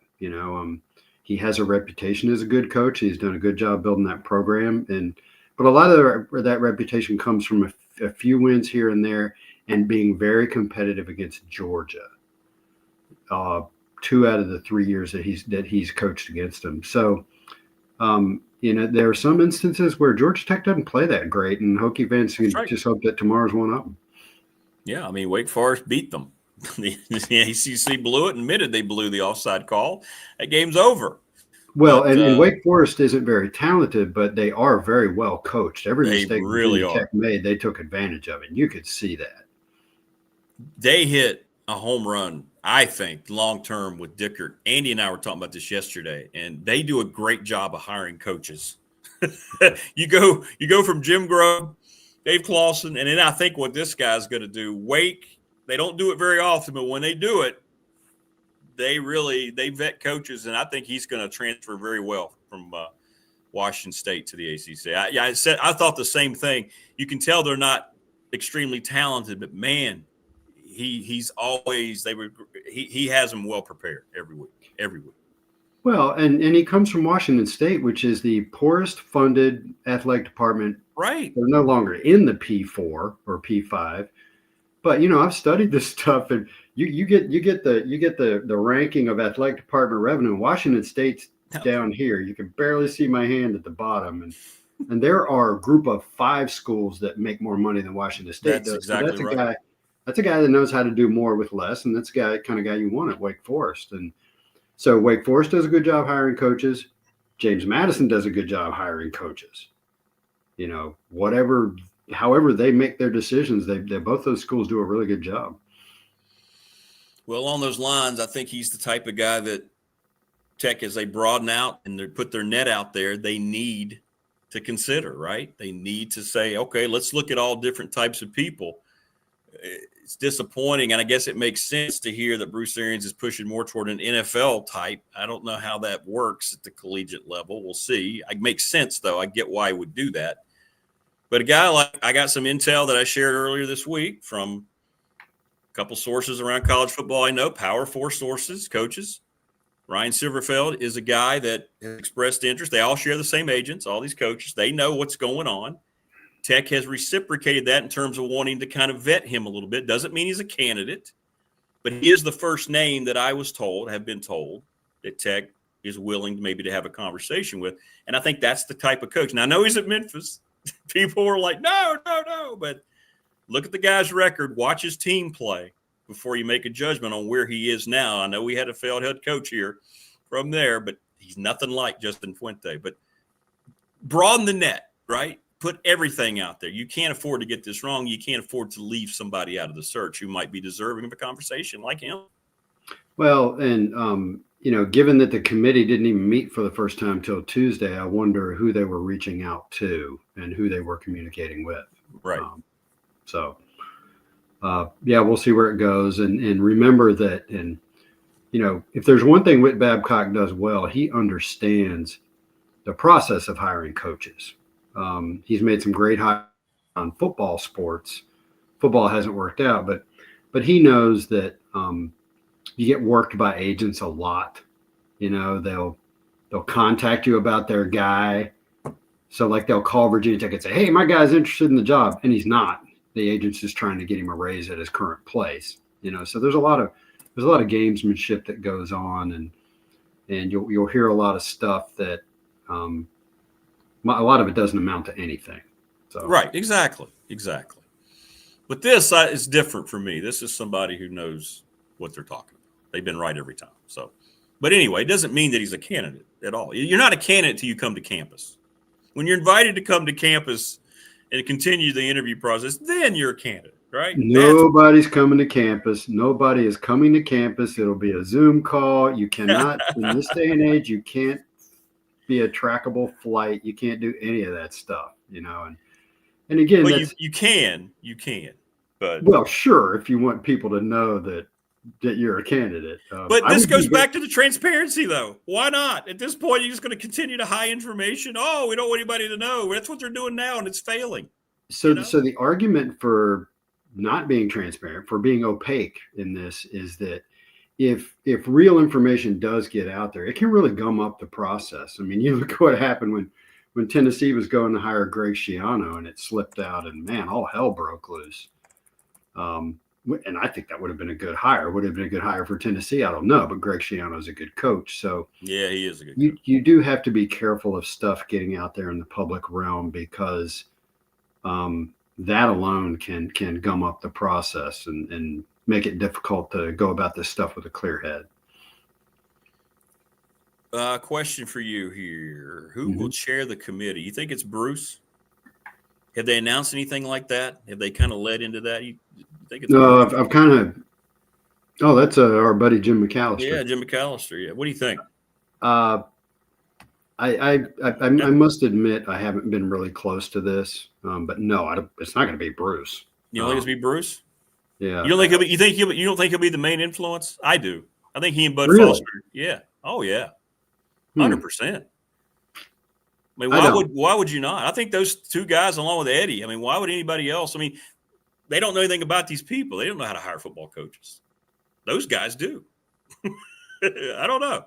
I can't imagine somebody non-football going out and selecting a candidate.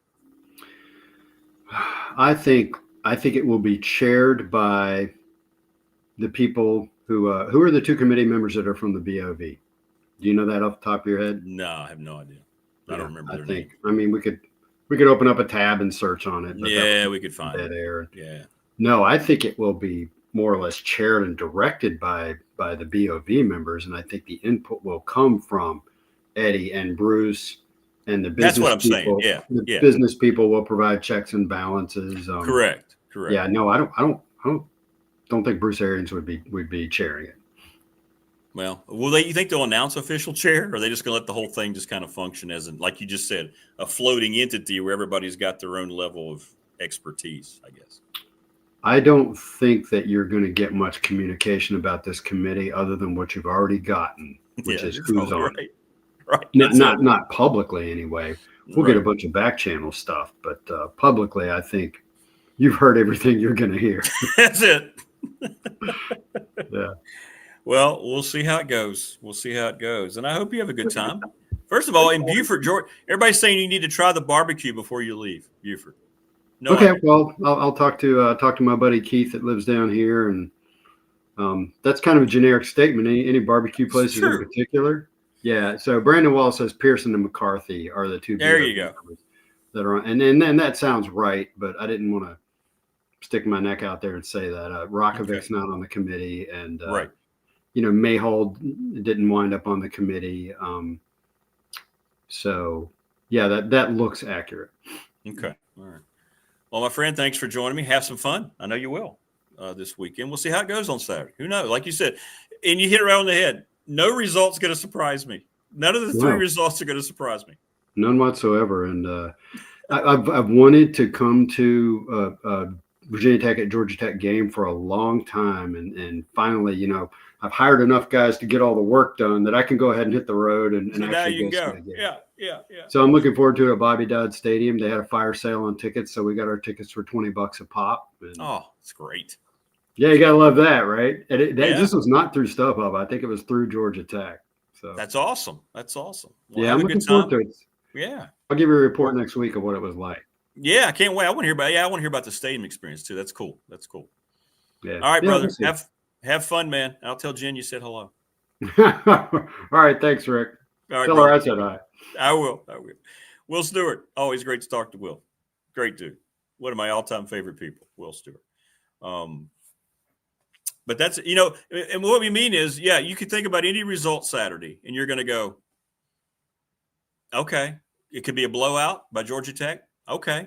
It could be a close game. Yeah. Tech could win. And you'll go, all right. Hey, if UCLA can beat Penn State as 25.5-point underdogs, anything can happen. Anything can happen. Nothing surprises me anymore. That result made zero sense last Saturday, other than James Franklin. Other than you could throw out James Franklin as being the reason, right? But nothing surprises me. And Tech does play well traditionally down there. It's not a secret. You already know the record. I mean, they know. And they can play. And they played well the last time they went on the road. So we'll see. We'll see. Mike Ashley's scheduled to join us next. Hall of Fame weekend down at RU. So he's actually in town. I don't know where he is. I should have got him to come to the house. That's what I should have done. Another dead man walking, Morris says. Yeah. If that season goes into the tank, I think you're right.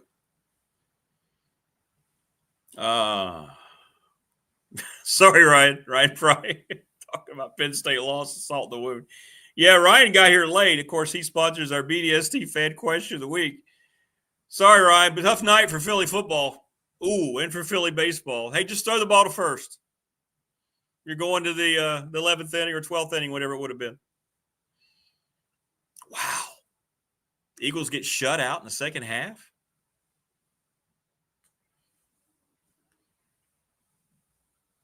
Craziness. That wasn't intentional, Ryan. I wasn't trying to rub salt. A friend asked him what flavor of bleach tastes the best. Yeah, I get it, man. I get it. Tough time. Eagles struggling. Phillies, just throw the ball to first. That dude will never be able to pitch in Philly again. You might as well just cut him this morning. Just throw the ball to first. It's all you have to do. And the game continues. All right, rundown of our sponsors here before our next guest. We want to thank Travis Williams, all the great folks at Professional Door Incorporated. They do commercial garage doors better than anyone. Heck, they even got the national Walmart account for those front doors, man. They're so good. Family owned and operated right across from New River Community College. Want to thank Lara Ramsey, National Bank, member FDIC, the official banking partner, the exclusive banking partner, BDST. I know he's hurting right now, but thanks to Ryan Price, 701 West Main Street in Radford, sponsor of our BDST fan question of the week. Charles Lee and all the folks at Little River Heating and Air. It was 38 degrees this morning, so be sure to go see them. And hang on, I got their phone number now, too.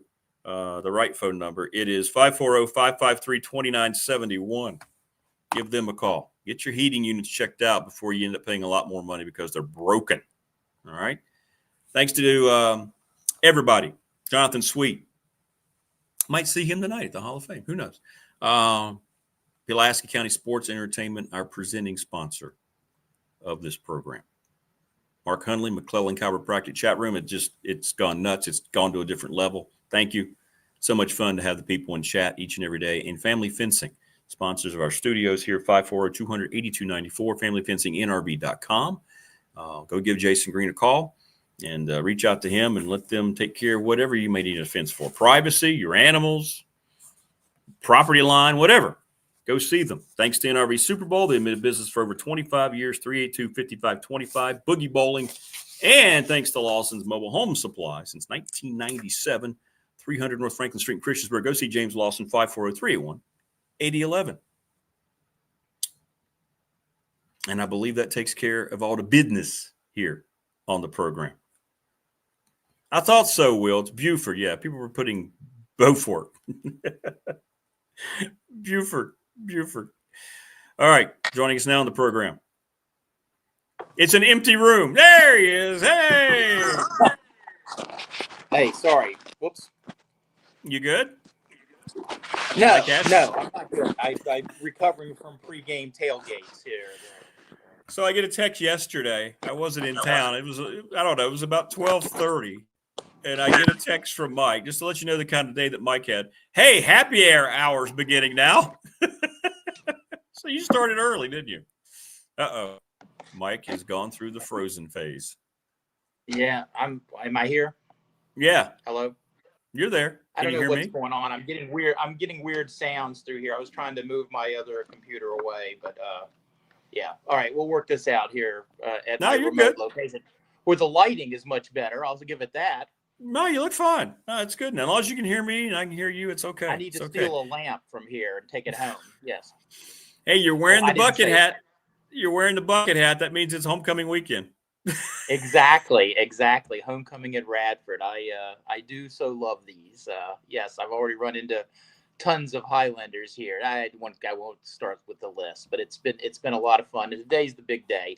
Although they got me in way too many meetings now. I need more free range mic here at homecoming.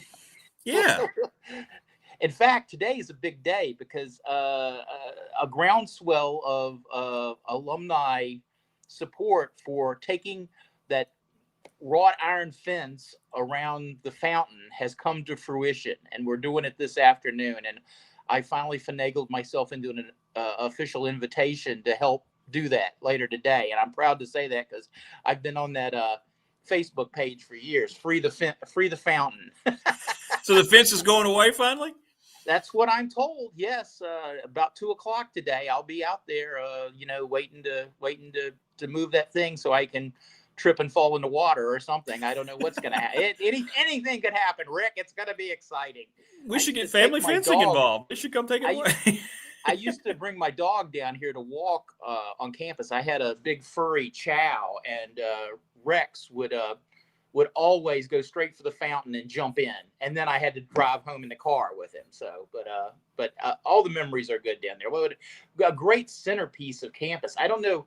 Now, I guess the centerpiece would be more over around the Bonnie, the far side of campus, like it was too with the post office in Walker Hall. And this is all, you better have gone to Radford to know what I'm talking about. Right, here. right. But the fountain in Walker Hall, where the post office were, and the zoo cafeteria, as they called it, those were the places the students most congregated. And I congregated. I was first team all congregation. So. You were all congregated.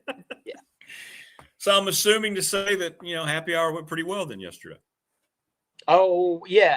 The Highlander out at the Long Way. Yes. Yes, it went really well. I as my friend Jim Bain in Salem says, when you prepare for events like this, it's you have to treat them. It's not a sprint, it's a marathon. And I explained to Jimmy, I said, no, this is homecoming. This is like an Iditarod. Okay. I got 4 days of this. So yeah.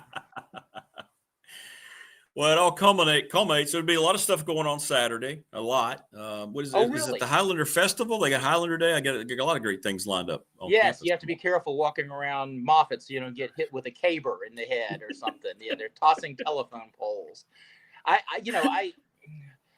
This is a big deal for a lot of people. They really enjoy that, and the people that really get into the whole Highlander thing, we get a lot of people that wouldn't be here otherwise, and like people that will toss telephone poles around campus and do the other throwing and Highlander events like that.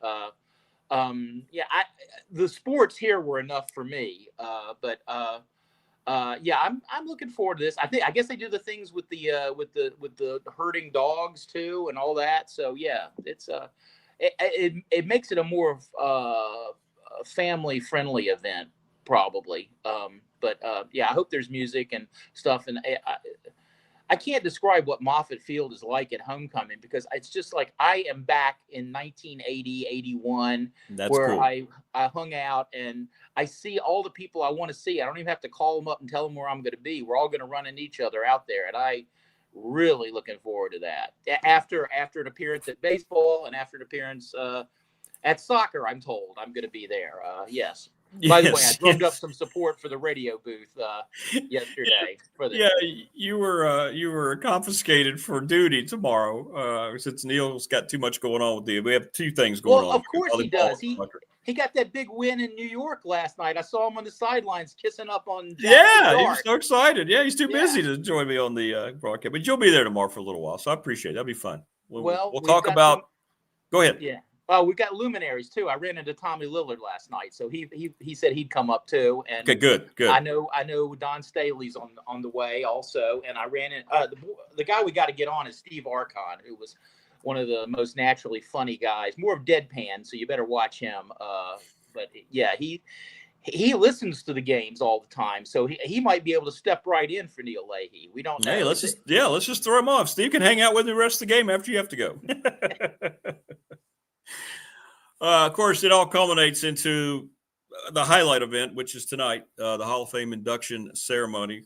We invite 5 more people in and induct 5 more people into the Radford Hall of Fame. And I always think about you because you were there in the cusp of this. I mean, when we started the Hall of Fame, it was so necessary and really kind of overdue. And yourself and Ano and Tom and Greg Denny and Rick, all the people around the athletic department. And it has represented exactly the way I know you probably foresaw it back in the day, right? It's just kind of evolved every year. So it's outstanding. It's outstanding. Again, this goes back to Tommy Lillard, who really did all the groundwork, researched how other schools did it. And we actually took it slow and planned it out. And that first group that went in, by the way, someone related to one of the inductees tonight by marriage was in that first class. So, David Smith, who a regular on your show too. Yep. It's always been such a great night. I remember that one of the highlights for me that well, first of all, was Chuck Tickle from Pulaski, the golfer, who I don't think thought anybody remembered what he'd done, which was like being the top 5 in the nation in the national championships. Right. And he just thought that stuff was forgotten, but it wasn't. And he came back, and it was obviously how touched he was by that. And then I remember David Smith getting up there, and I knew this was going to happen, I guess, because I interviewed David all 4 years he was here, because I was in student media and then still working here afterwards. And David was so articulate. He's one of those speakers that used to say, "Hey, I've got a degree from the same place that guy does. Hey, look how smart he is." Yeah, you're sitting there going, Radford. And then over the years, there's just been so many wonderful moments. And, it's just I love it. I highly recommend it. And I think we're sold out there. People were having trouble getting tickets. I had a couple extra because I get some as a member, and then I don't like that. I always pay for them, but then that doesn't work that way though. So then I have 4 tickets. So I traded all. I was in a Herschel Walker trade. I traded 2 Hall of Fame tickets to Roanoke College to Scott Bennett for 6 Roanoke College football tickets next week. So yeah, that's a Herschel Walker trade. Right? Yeah, that's a Herschel. You just pulled a Jimmy Johnson with that one. Yeah, absolutely. Right. Absolutely. So. Yeah, a lot of people were trying to get in, and we need to close it a little earlier. It needs to be this is it. You've had all summer. Yeah, we were struggling to get that worked out yesterday with a lot of late inquiries about it, but it's done now, so nobody else can get in. You're done. That's the way it always goes. Well, I'll be outside scalping before it. Yeah, you'll be hey, take it, Hall of Famer.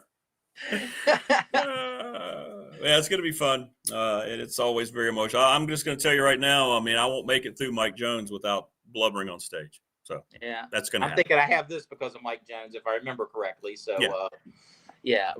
God, what a wonderful man he is, and this is so well deserved of the things he did for the program here, and brought us back from the abyss after a little bit of a couple dark years, and really glad about that. And I'm looking forward to seeing Javonte Green, and and of course the person I was talking about earlier was Yvette Pebbles Maynard Smith, who I went to school with, and I don't get many of those anymore. So I'm really looking forward to seeing this. Well, it's a unique night because we have 3 athletes coming in that you can make the argument are the best all time in their sport: Rachel Wychecki, Vincent Wyatt, and Javonte. I mean, you can make it. You really could. You could make that argument. It's wild. It's wild. It's good. It's good stuff, though. It's good stuff. All right, you ready for me to talk about homecoming some more? Yeah, you got your open mic prepared? I do. I just worried about moving my computer too close to the phone here, so no, you're good. Like I'm talking to somebody else. No, you go for it. Here's open mic. Here's the second edition of open mic here on BDST at YouTube. Go for it, my friend. All right, it's homecoming at Radford this week, and we're playing nationally ranked Gardner-Webb in the big game, the big soccer game. We've always done things a little bit differently here at Radford. There's not a huge football game to tailgate at while you recover from a pregame food and beverage coma. And while I'll miss the color and pageantry and more old men in maroon jackets than at an Abbott bus drivers convention, we'll be just fine over here in New River City. I have tailgated at soccer too. Just don't let anyone talk you into trying a header at a cornhole event. The addition of football has worked just about everywhere around here in bastions of higher learning in recent years. Notably, Roanoke College, more maroon jackets. Campbell, god-awful orange jackets. Robert Morris, no jacket required. And I'm sorry if this is too soon, Old Dominion, so worked there too. I wrote the history of the State Normal Industrial School for Women at Radford and was previously charged with the day-to-day publicity needs for all of Highlander athletics. And I can say I have never advocated for the addition of the gridiron on our greened grounds. First, our natural ties with the artists formerly known as VPI include so many families already affiliated with the Hokies football fortunes by marriage, birthright, or proximity. I've always thought it would be a tough sell on home football Saturdays. Second, as a matriculating student, if football is that important to you, there are other schools in the Commonwealth, nearly all, that participate in pigskin. Thirdly, if you play another sport, as we've been talking about here already, any other sport, you get a little more bang for your buck here and get on center stage more at Radford. Please also see All-American Dante Washington, who brought himself and our soccer program international acclaim and gave us some great sports moments. I particularly recall the day we took double-digit media members covering Radford soccer to Charlottesville for our opener against nationally #1 ranked UVA in 1990. I had sent out a release calling it our kickoff classic on the heels of George Welsh's Wahoos playing in that very game against Notre Dame the previous season. I saw some of the old guard soccer folks snickering in the press box about Radford. And, well, they were snickering until Dante blasted one in the back of the net early on to put us up 1-0 and create a lot of squirming in the khakis there in the press box. We didn't win. We weren't supposed to, but we took everything to a level folks didn't know we had in Southwest Virginia that day. Working on that RU history book, interviewing older women or listening on tape from the amazing Appalachian Studies Initiative archives we have here, some 60, 70 years later, I learned that those women felt exactly about Radford as students as I did. We love the small class sizes, the caring faculty and staff, lifetime friendships, the beautiful campus, the fog off the New River in the mornings, taking pride to not cut across the grass.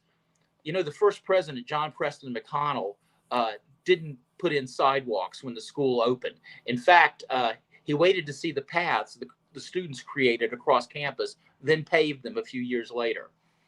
We're still making our own trail here at Radford. Dr. Brett Danilowitz is an innovative and enthusiastic leader, and from day one, he was one of us. Cherishing the NRV's outdoor opportunities, a hands-on leader, a people person, enhancing our vision of what we can be, and also, as a bonus, wearing more plaid than basketball coach Joe Davis did back in the 70s. I worked at Tech in the mid-80s. Hey, I wanted a career in sports, and I had to get football on my resume. I enjoyed Hokiedom. I made great friends and memories. The little Don Strock fan living a dream, but it was never home for me. Home was sitting on the Moffett wall, watching soccer and lacrosse players who were pioneers here, defining our program in those early years. I was lucky to know them and, excuse the metaphor, roll up my kilt later on and join the good fight here as an employee. One of those pioneers, Yvette Pebbles Maynard Smith, goes into our Hall of Fame tonight. Long overdue. Pebbles played for the first two basketball coaches here, Pat Barrett and Charlene Curtis. And I just don't know if you can be much more historically Highlander than that. Tomorrow I'm going to be there at baseball when we give another Kevin Scott Memorial Scholarship to an athlete we lost way too soon here. Then on to soccer at Tom Lillard Field, named for a Highlander all-timer in more ways than I have time to tell you. I'm skipping volleyball. Don't hate me, Janelle Dobbins, but I've got to get back to Moffett to sit on the wall and catch passes from my best buds while tiptoeing inbounds just inside the sidewalk sidelines like I used to. That's the football we played here at RU. And you know what? That's just fine with me. Happy homecoming, Highlanders. There you go. Well said, my friend. I'm going to guess there might be some beverages interrupting the Moffett football game. Yeah, we'll see. Hey, there we go. There's the backer. Yes, just in case anybody's still interested in starting football at Radford, here's the linebacker fund. There he is. I used to roll out when students would come and say, "Hey, how come we don't have football here?" I'd say, you can donate to the linebacker fund. By the way, updated I gotta logo. Find mine. I like that. Yeah. In 3D. Yeah. Yeah. So.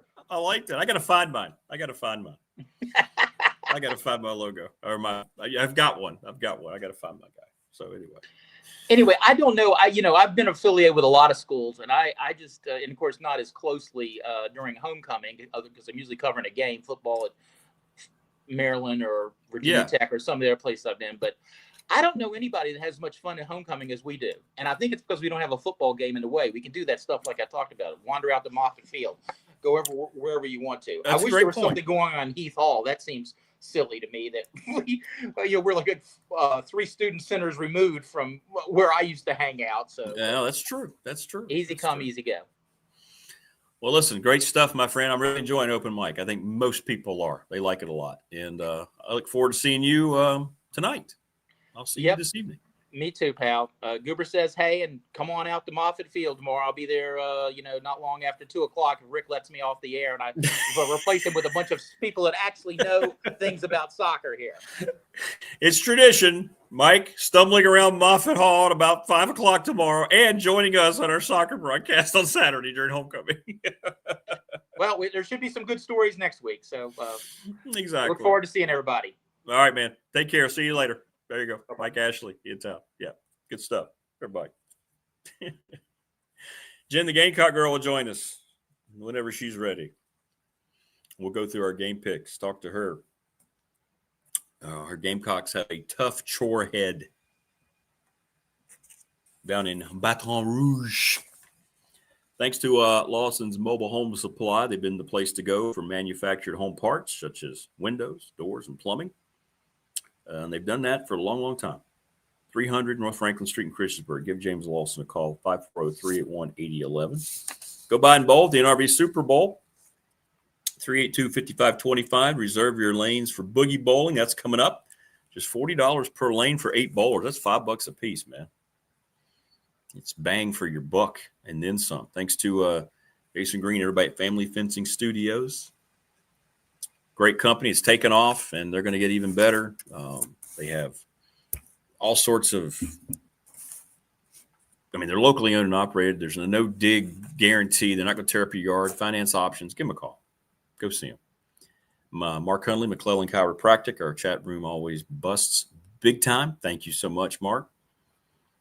Travis Williams on the other side of communication all day long, every week. The BDST Professional Door text line. 38 years in business, man. Garage doors, nobody better. Nobody. We have good people here, man. Just like all the folks running Pulaski County Sports and Entertainment, the presenting sponsor of the program. Need to have Jonathan Sweet on more. That guy gets everybody excited. Charles Lee, Little River Heating and Air. Might want to get those heat units checked out. 38 degrees this morning, man, here in Ryan.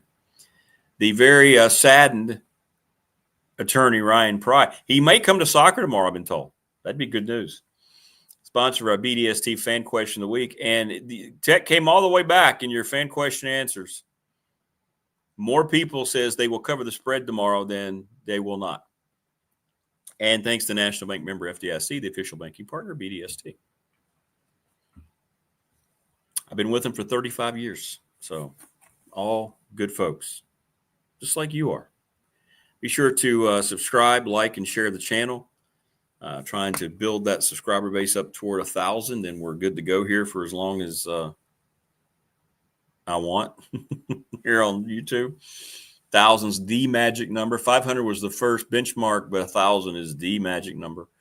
So again, spread the word, please. Send people the link. Remind them it's free.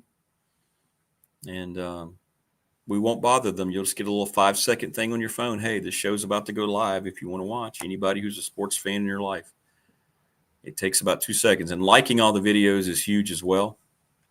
So please do that and share the link out. So it's great. Jen going to join us here. She's probably primping right now, making sure her hair is perfect as we get into our game picks. And I can never remember how I do on the game picks. I don't know. Sometimes you feel like you make good ones and sometimes you don't. That's the way it usually is. That's the way it usually is. I know we both missed Tech last week. But isn't it true if you're a Tech fan, don't you feel the same way? Like you can accept any result tomorrow and understand why it happened. The one you'd understand less is if Tech wins the game. But, I mean, any order you want to put it, I really don't think Georgia Tech's going to blow them out. And if Tech does lose, it'll be probably a fourth quarter game again. I don't foresee it being any differently.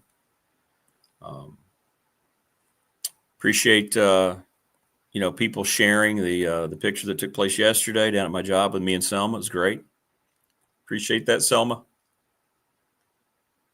Man, I got a huge hand. Look at that hand.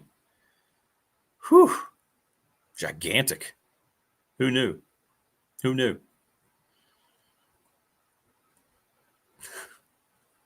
Best listening audience in YouTube, watching audience in YouTube. But the frustration is there. It's interesting. And it sounds like, talking to Will, you heard him. They're going to just kind of just shut it down. And I have reached out, by the way. People ask. I reached out. They're very nice. Travis Wells, a great guy. He just said, yeah, we talked about that, West. Tech selling the Hotel Roanoke. Yeah, they're trying to create more revenue. They probably doing that as a reaction to the fan, the donors saying, yeah, we don't like this plan. We're not going to give you the money. But I've tried to get certain people on, but they're not going out and doing things like this right now. They're just kind of, and I can respect that. But it goes back to the things that, Teal and others have said. Everybody's a little frustrated, and the fans are frustrated. Jim says, Hokie, stay positive. We will get through the change to a better place. I hope so. I hope it all falls into place. They've got to get this football hire right. There's more pressure on this hire than – can't say the Witt Babcock era anymore because he's not a part of it, but it's the most important hire they've made in a long, long time. Easily since Frank Beamer left. In any sport. Because it's going to control a lot of financial destinations as well. I mean, we're about to see everything change here in a few years anyway. The new TV deals are going to start happening, and you're going to see the final stage, I think, the final stage of major expansion from the 4 power leagues. So you better get things right. I mean, you better have things firing on all the right cylinders. Now, how does it change the overall impression of your brand? That's a good question. I don't know. Tech's brand is pretty solid just from the historical perspective. The brand is strong because of the fans. Certainly hasn't been the results on the field. But the fans have made the brand very strong. But you better be winning games and contending for conference championships, peaking out at the right moment, if you will. Timing is everything in life. And this thing's about to change. I write about it this week in The Patriot. The ratings are up 23% in college football. It's incredible. TV ratings, you put it all together, it's a 23% increase. It is booming. Business is booming. It's the most undervalued, as Bill Roth pointed out Wednesday, the most undervalued product on television, especially sports television. That's going to change. There is a definite course correction coming. Wait till you see the deals that are coming. Just wait. I did see that, David. Yeah, Sister Jean. She was 106, though. My goodness, what a great life from Loyola. She became famous when they made the Final Four. She was great. She showed up everywhere. Everywhere. So she did. She passed away. What a wonderful life. Wow, 106. You kidding me? Good for her. Good for her. But yeah, you talk about somebody who came onto the national scene in a hurry, man. She did, as that team just kept winning and winning and winning. So I'm glad you mentioned that. I forgot to mention that. Eagles lose their second in a row last night. They got shut out in the second half by the Giants. Phillies, just throw the ball to first, man. Just throw the ball to first. Dodgers advance. Cubs stay alive. Yankees are out. I think the Tigers and Mariners playing a game 5 too. That's the one everybody's forgotten about in the American League. Oh yeah.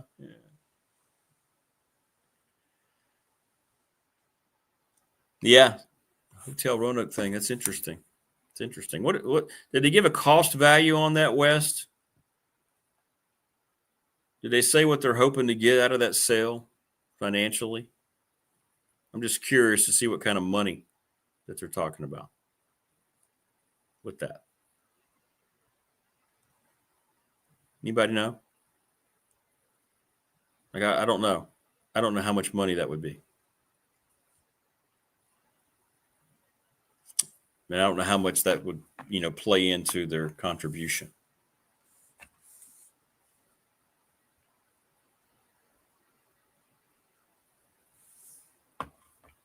Did not hear. Okay. Yeah. They probably won't talk about that either because they don't talk about anything else.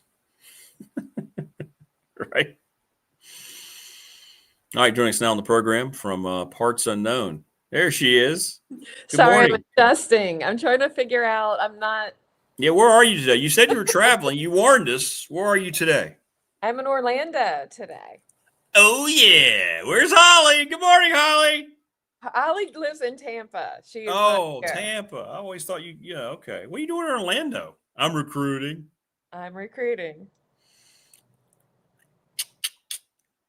Who is he? Who's the lucky guy? Hey-oh! There's no one here. Just me. And then I am driving to West Palm Beach.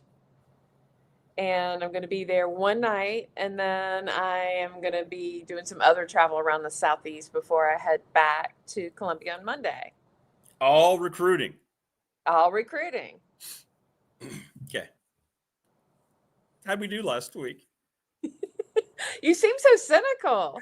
No, I'm not. I'm not cynical at all. So it's homecoming weekend. I'm bright and brilliant with Highlander red and blue this weekend.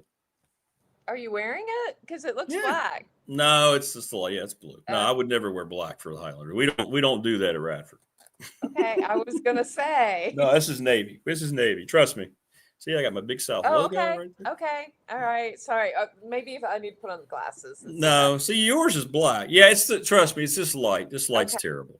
Mm-hmm. $62 million. Thanks, Morris. That's how much they're trying to get out of the hotel room. All right. What about Hotel Roanoke? What? Tech's exploring the idea of selling Hotel Roanoke to create some more revenue. Oh, gosh. I was just staying there last weekend. Did you know that? No, because you don't communicate. No idea. Mm-mm. Always in town, just passing on by. I'm sure Will knew. I'm sure he knew. I'm not sure. Probably knew the room number. No, I didn't get a call. What do you think? Will is an insider. He always knows. Well, I was at Hotel Roanoke. My friends and I stayed in the governor's suite. Oh, really? And it is the nicest suite in the entire hotel. It is 2-bedroom, has its own bar, fireplace, living room. A fireplace? Wow. Huge terrace overlooking, like you could see the star on top of the mountain. It was beautiful. Wow, look at you. It's really, really nice. Must be nice to be a VIP wherever you go, like Jen.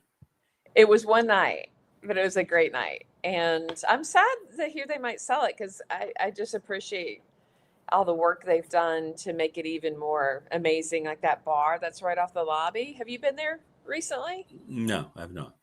You need to see that. It used to be what is it called? The Pine Room was the bar area. Now it's out right off the lobby, and it's much more festive and upscale. Nice. Yeah, it's not really in my budget to spend, exorbitant amounts of cash on the hotel. But well, maybe like somebody I know. They should be a sponsor of the show, and then that'd be great. Yeah. Oh, we'd love to have them. Oh, absolutely. We'd love to have them. Yeah. It's a good idea. Why don't you bring that up next time you're down there, staying in the presidential suite? Huh? If I get the deal, what do I get? Can we talk about that on the air? I mean, I've got to ask the question. That'll be for BDST late night. I mean, you're an engaged man. I don't know what cage you have to be let out of anymore. There's always arrangements that can be made, Jen. Okay. I guess your cage has a lock and a key to release. That's right. No, we don't have keys. We don't have keys. Okay. All right, let's talk about how did we do last week? I never know how I do. So I trust you to keep accurate notes and records. You are up 2 games last week. I was, really. And now you are up 3 on the season, if my notes are correct. So I'm slowly. Oh, no, wait. Correction. Oh, here we go. Here we go. Audit complete. You were up to.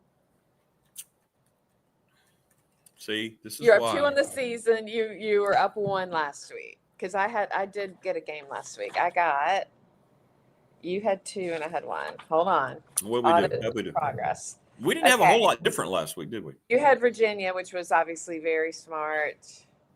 You had Cincy. I had Iowa State. And I had Kansas, and you had UCF. Okay. So you're now up 2 on the season. You were up 1 last week. So I gained a game. Okay. There you go. Yes. All right. Yeah, Virginia, that worked out pretty well down at Louisville for me. Mm-hmm. All right, you ready to jump into it this week? I think so. Some of these games, I know. But let's give it a shot. Sorry, I waited till yesterday. It's been a busy week down at Radford. I meant to send it Wednesday, but I didn't. So I know you like more than one day to prepare. So I do, especially when I'm on the road. But I know. I'm not going to use that as an excuse, Rick. We're just going to make it work. Okay. All right. I like that. That's why this relationship has worked for 20 plus years. Long time. A long time. You've never been with one man as long as you've been with me. Well, keep that in mind. That is the truth. It's not even close. I take pride in that. And I will never judge you for eating too much food when we're out, at a sports bar watching football. Bless you. I don't carry a little, food scale. Mm-hmm. And I'll never be. Are you talking about football again? What is the SEC? You mean the government? I had a flashback to a fight with a now many boyfriends ago, ex-boyfriend, who was trying to have a serious chat with me when the Gamecock games was on. And I was like, what are people thinking? Right. I can't have this. And he kept trying to have the, how do you feel about me discussion? And this is not the time. We can't. He's answering his own question. If he's asking you that during the game, how do you feel about me? Why don't you just leave? And you'll know. Don't you see the game is tied in the third quarter? What are you doing? Yeah. Roll on out of here. I'm done. See ya. Wow. Dudes. We suck. Dudes. All right. But you and we've lasted the test of time. So thank you. We really Happy anniversary, baby. You're welcome. Happy anniversary. All right. Now it could be good. I don't know. It's kind of weird. Ohio State and Illinois. Ohio State has not been dominant in any way, shape, or form. They're just kind of doing that Ryan Day thing. They just win because he's very good at what he does. Can Illinois pull this off at home? I don't know. I don't think so. I don't either. think they have enough juice. I agree 100%. I'm going Ohio State. Bucky the Buckeye. No, Brutus the Buckeye. Where did I get Bucky? Brutus the Buckeye. Well, that's a good question. Why is he not Bucky? That would be kind of cute. I don't know. Someone know the lineage on why he's named Brutus? Send it to us in chat. Mm-hmm. Alabama and Missouri. SEC, I think it's a nooner. Big showdown. It is. Missouri's undefeated, aren't they? They are, but I don't know. Alabama, I just feel like they're more tested. I don't know that Missouri's really played the same kind of schedule. I'm going to go Alabama. They're going to be fired up. Sometimes that's a little too much. They get a little too edgy. So I think Bama, I think it's going to be really close. I'll probably regret it, but I'm going to go with Bama too. Yeah. Show me. Is Missouri the show me state? Oh, that'd be a perfect segue. Are they the show me state?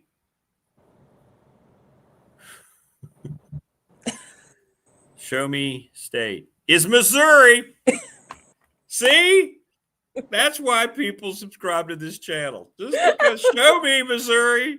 See? See what I do? I love that moment. Now, keep in mind, I had no idea until it just kind of hit. Here we go. Brutus sounds more menacing than Bucky. Might have been thinking Bucky Hodges. No, we're not thinking Bucky Hodges. No. All right. Pitt and Florida State Seminoles smacked around by Miami last week at home against the Panthers, who are doing Panther things this time of year. They're pretty good. Narduzzi, say a lot about him. He's been there, 11 years? I mean, this teams get better usually as the season goes along. FSU has a talent edge, but I noticed they failed to cover in back-to-back ACC losses now, and it kind of makes me a little nervous, but the line on is 10.5. That's a lot. I think FSU. Yeah, me too. Indiana at Oregon. Quack, quack, flying high against Kurt Signetti, who has done it's incredible what he's done in a year and a half at Indiana, getting to the playoffs, and now here they are undefeated in the top 10. Oregon, though, a different bird.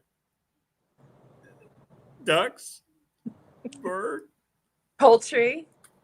I got Oregon winning. Same. And I think Indiana's good enough to win, but I don't think this setup is great with them traveling across the country, and it just doesn't feel like the right setup. It would please me if they did. I wouldn't mind missing that one because I think it's amazing what Signetti's doing. I think it's going to be a good game. We'll see. This is a litmus test for him, man. That's a big test for them. So we'll see. But Oregon at home, Autzen Stadium, that's tough. Is he your boyfriend? Is he your Sam Pittman? I just know that when he wanted to inquire about the Tech job, he was told he was too old. And now here he is at Indiana. He got him in the playoffs, and here they are in the top 10 playing maybe the big showdown of the week against Oregon. So, okay. a little bit of affinity for that guy. I get it. Yeah. Oklahoma and Texas, and I'm sorry, it's the Red River Shootout. It's the Red River rivalry. No, it's the Red River Shootout. It's like Georgia and Florida not being called the greatest outdoor cocktail party anymore. What are we doing? Anyway, Oklahoma will beat Texas because they are soft. They are soft as fresh linens laid out on that Hotel Roanoke bed that you were on. And the governor's suite. The governor's suite, sorry. So Mateer, though, him being iffy to start coming off surgery? That doesn't matter. They could start me at quarterback. Texas is so soft. Arch Manning is the softest quarterback in the country. Everybody thinks is good. You're not a fan? Not a fan. No. Okay. I'm tired of the Manning. I'm done with the Mannings. I can't handle the Mannings anymore. Really? Mannings need to go. They're over. You ever heard a thing called overexposure? Yeah, they need to go away. Can't even think about turning on the Manning cast anymore. I'm just over it.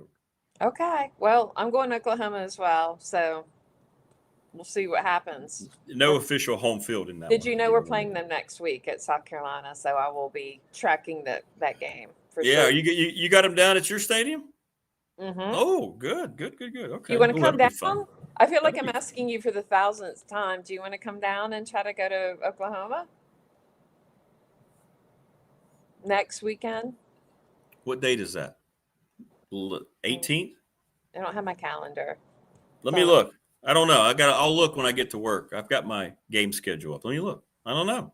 I can't give you an answer right now. You're delaying the no is really happening, but okay. I just want to give you an honest appraisal of my schedule. That's all. Mm-hmm. And then you say no. Got it. Matt Campbell, Iowa State. Tech fan seems to really want him. He also would have been a good hire 4 years ago.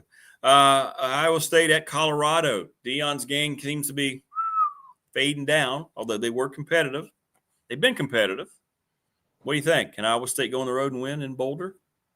Yes, and I'm worried about Deion's health. I don't think he's going to be able to return after the season if he finishes the season. I think he's really struggling. I admire him for pushing through, but I just don't think he's feeling that great. Did you see the footage of him during the game? Well, it is bad. His health is bad. It's going to end up being a perfect I don't want to say excuse like I'm being insensitive, but he's not interested in coaching very much longer anyway, so it'll be a good way to kind of expedite that. I agree with you. I think this is his last season.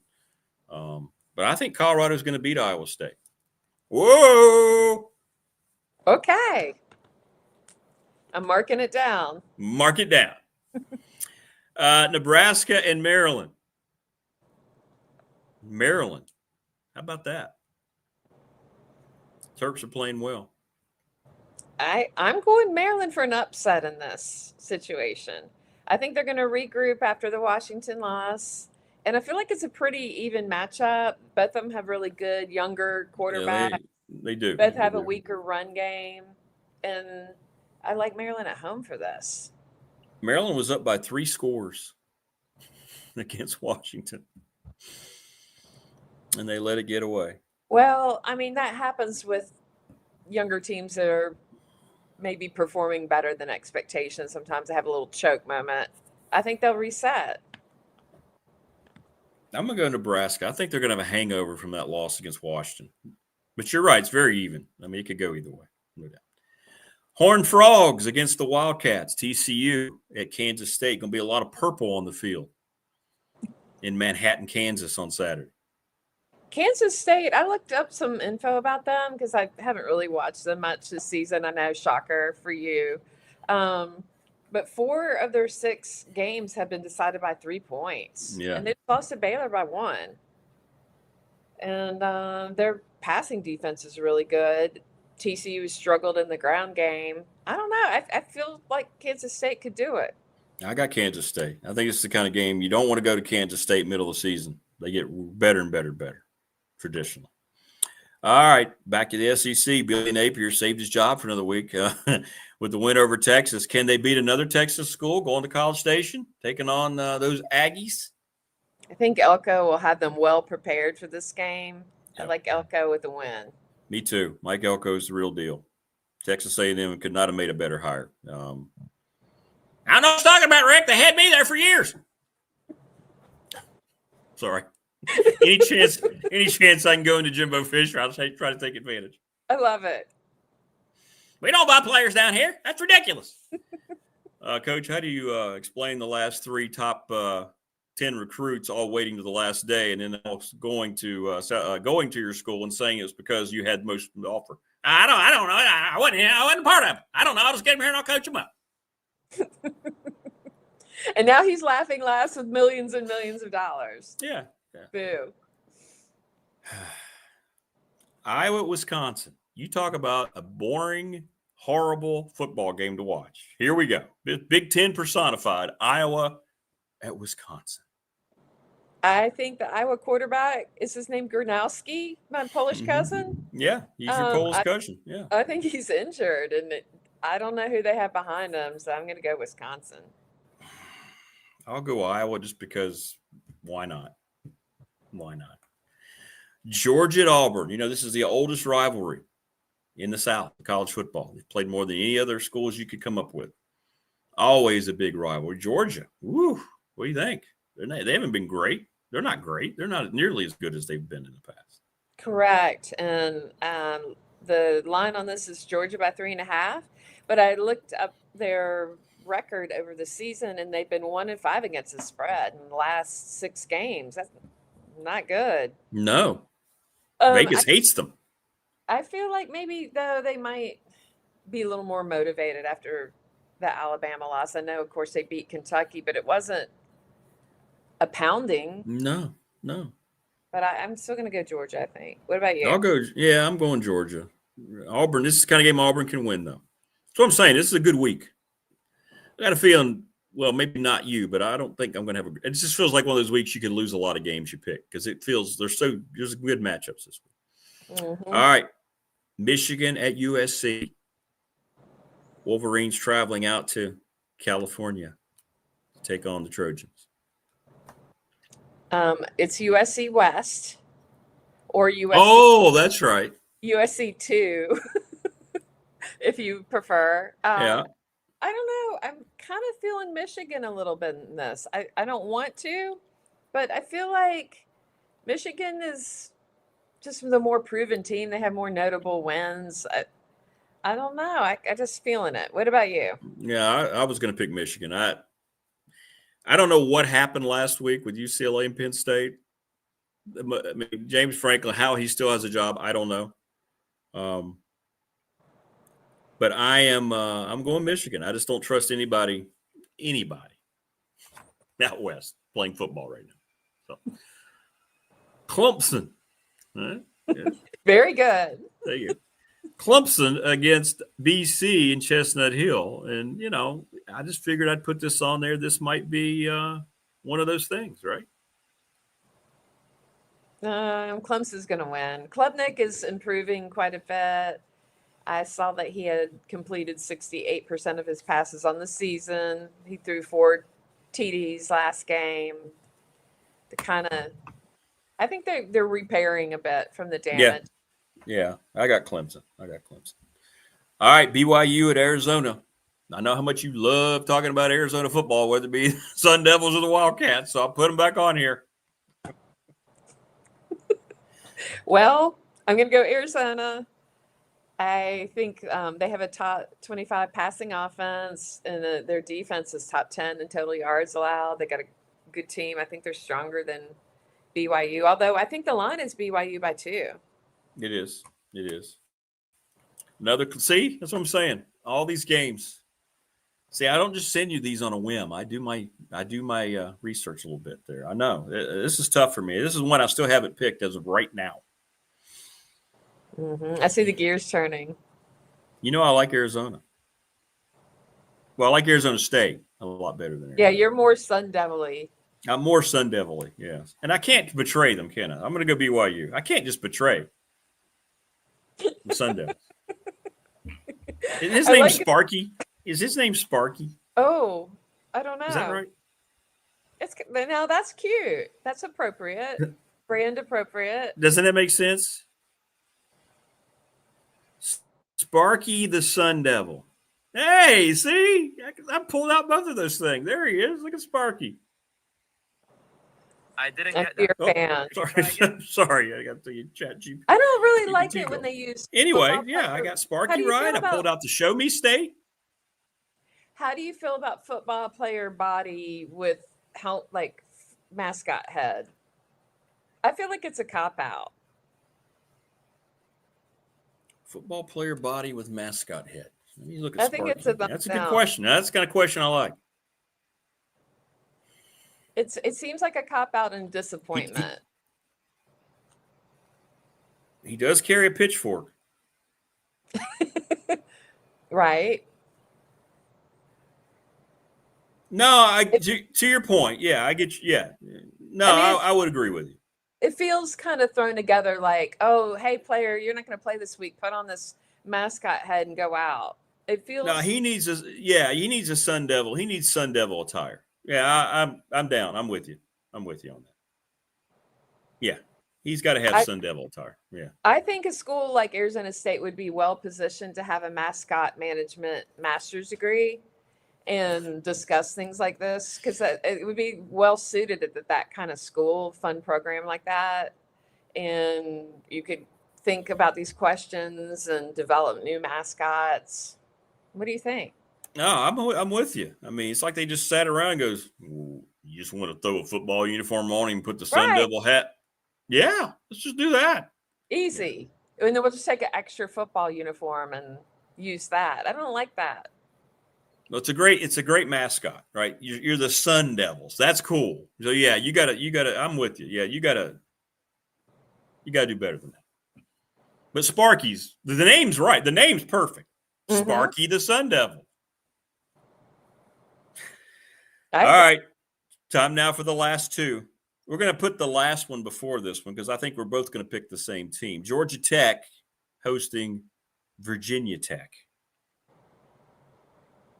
Well, unfortunately, I did hear Will Stewart pick Georgia Tech, which made me feel better than saying it. I don't want to say it, so I'm going to let you say it. Georgia Tech. We all have Georgia Tech, but I think Virginia Tech covers the spread. I think it'll be they'll have to earn it coming off their bye week, Georgia Tech. But yes, I'm with you. and Will. I'm always with you and Will. Our little trio. Great.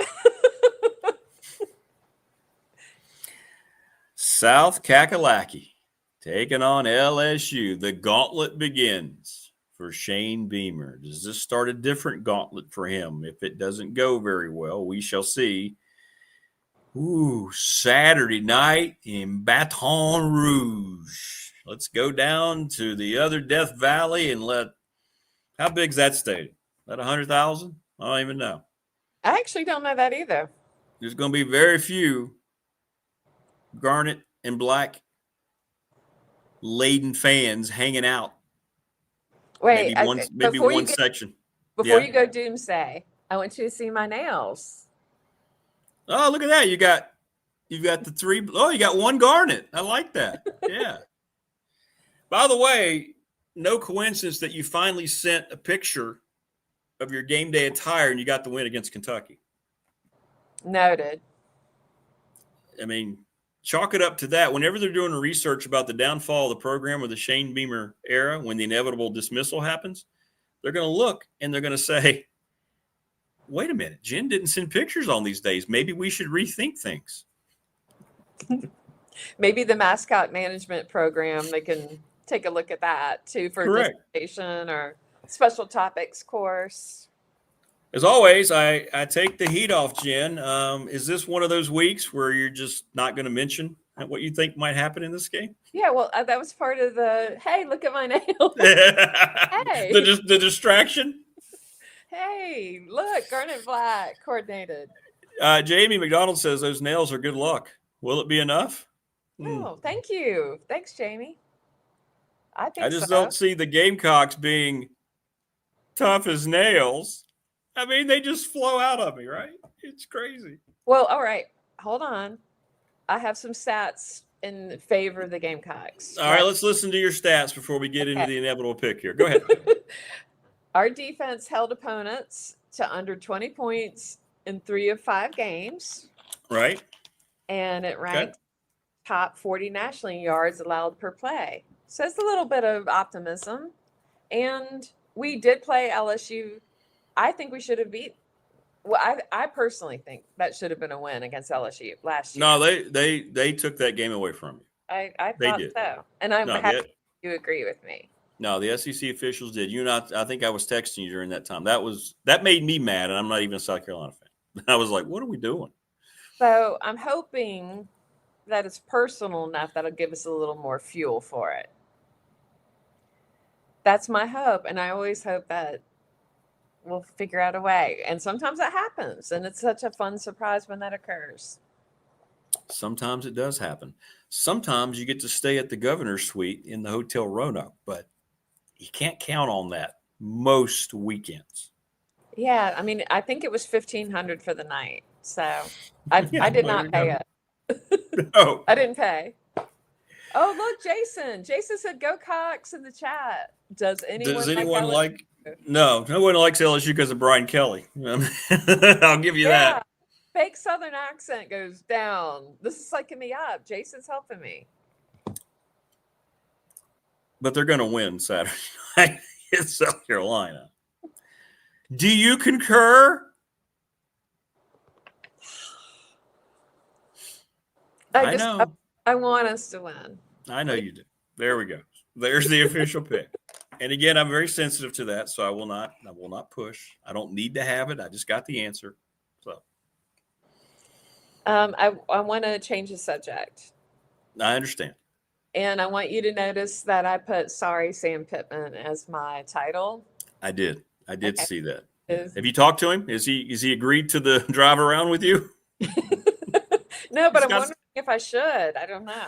Maybe. I would reach out to him. Yeah. I mean, you can say, hey, Sam, I know it didn't go well for you there, but you won my rankings in the preseason. And maybe he'll go, okay, well, that's cool. I understand you can get the governor's suite at the Hotel Roanoke. I'll ride around with you. What if I make a social media post with the results of that and tag him or something? Maybe. Sure. Would that get his attention? I don't know. You need to sit. We should do that. We should have put that up on the BDST Facebook page. Do you still have the picture I sent you of my handwritten I don't know. You have it though. I have it. Maybe we should post that and tag Sam and say, hey, Sam, you got some time. Do you want a road trip? There you go. It might make him feel better. Yeah. It's therapeutic, really. He'll be a rehire, though. He'll get another job. What do you think he was doing? Yeah. Help our O-line. I'd hire him tomorrow if I could. He's either going to be on a staff or he'll get maybe a group of 5 look because he was doing some good things there at Arkansas. Yeah. And their offense is killer. I mean, Taylor Green's great. So it wasn't all bad. That's life in the SEC. I mean, yeah. So, but yeah, he's not going to be out. He'll have a job soon. I don't know what his buyout was though, so he could have a job and still get the buyout. Good that's question. That's why he has time to drive around with you because he's got the buyout money. You don't have to worry about anybody. Book the governor's suite and pay that. Correct, easily. Yeah, heck, that's stock money for him. Hang on, how much? 15? There you go. He'd be like, JJ, go downstairs and get me around to Manhattan's. Bring him up here. All right, Sam, I got you. There you go. And you'd be like, all right, let's do that. Okay. All right, Daddy, I'll charge it up. Let's go. And he'd probably pull for the Gamecocks against LSU too, right? He would do it for me if nothing else. If nothing else, he'd do it for you. That's right. You're very polite. That was part of why he ended up number 1, because he'd be so conversational and polite. He would share the driving duties. He would be. He'd be concerned about wondering if I'm hungry or thirsty. He would care about all those things. He would. He was always a good interview. Yeah, he would be that guy. I could see why he made you number 1. I did. I know and he loves yacht rock. He's a big yacht rock guy. There you go. Has a lot of saxophone in it. So. Oh yeah. Driving around down there with some ambrosia on. Yeah. I love ambrosia. Love it. That'd be great. You're the biggest part of me, Jen, is what he'd be saying. There you go. Oh, Jason's going to Rocky Top Dollywood Saturday. Oh, good. Have fun, Jason. You and the fam. Good stuff.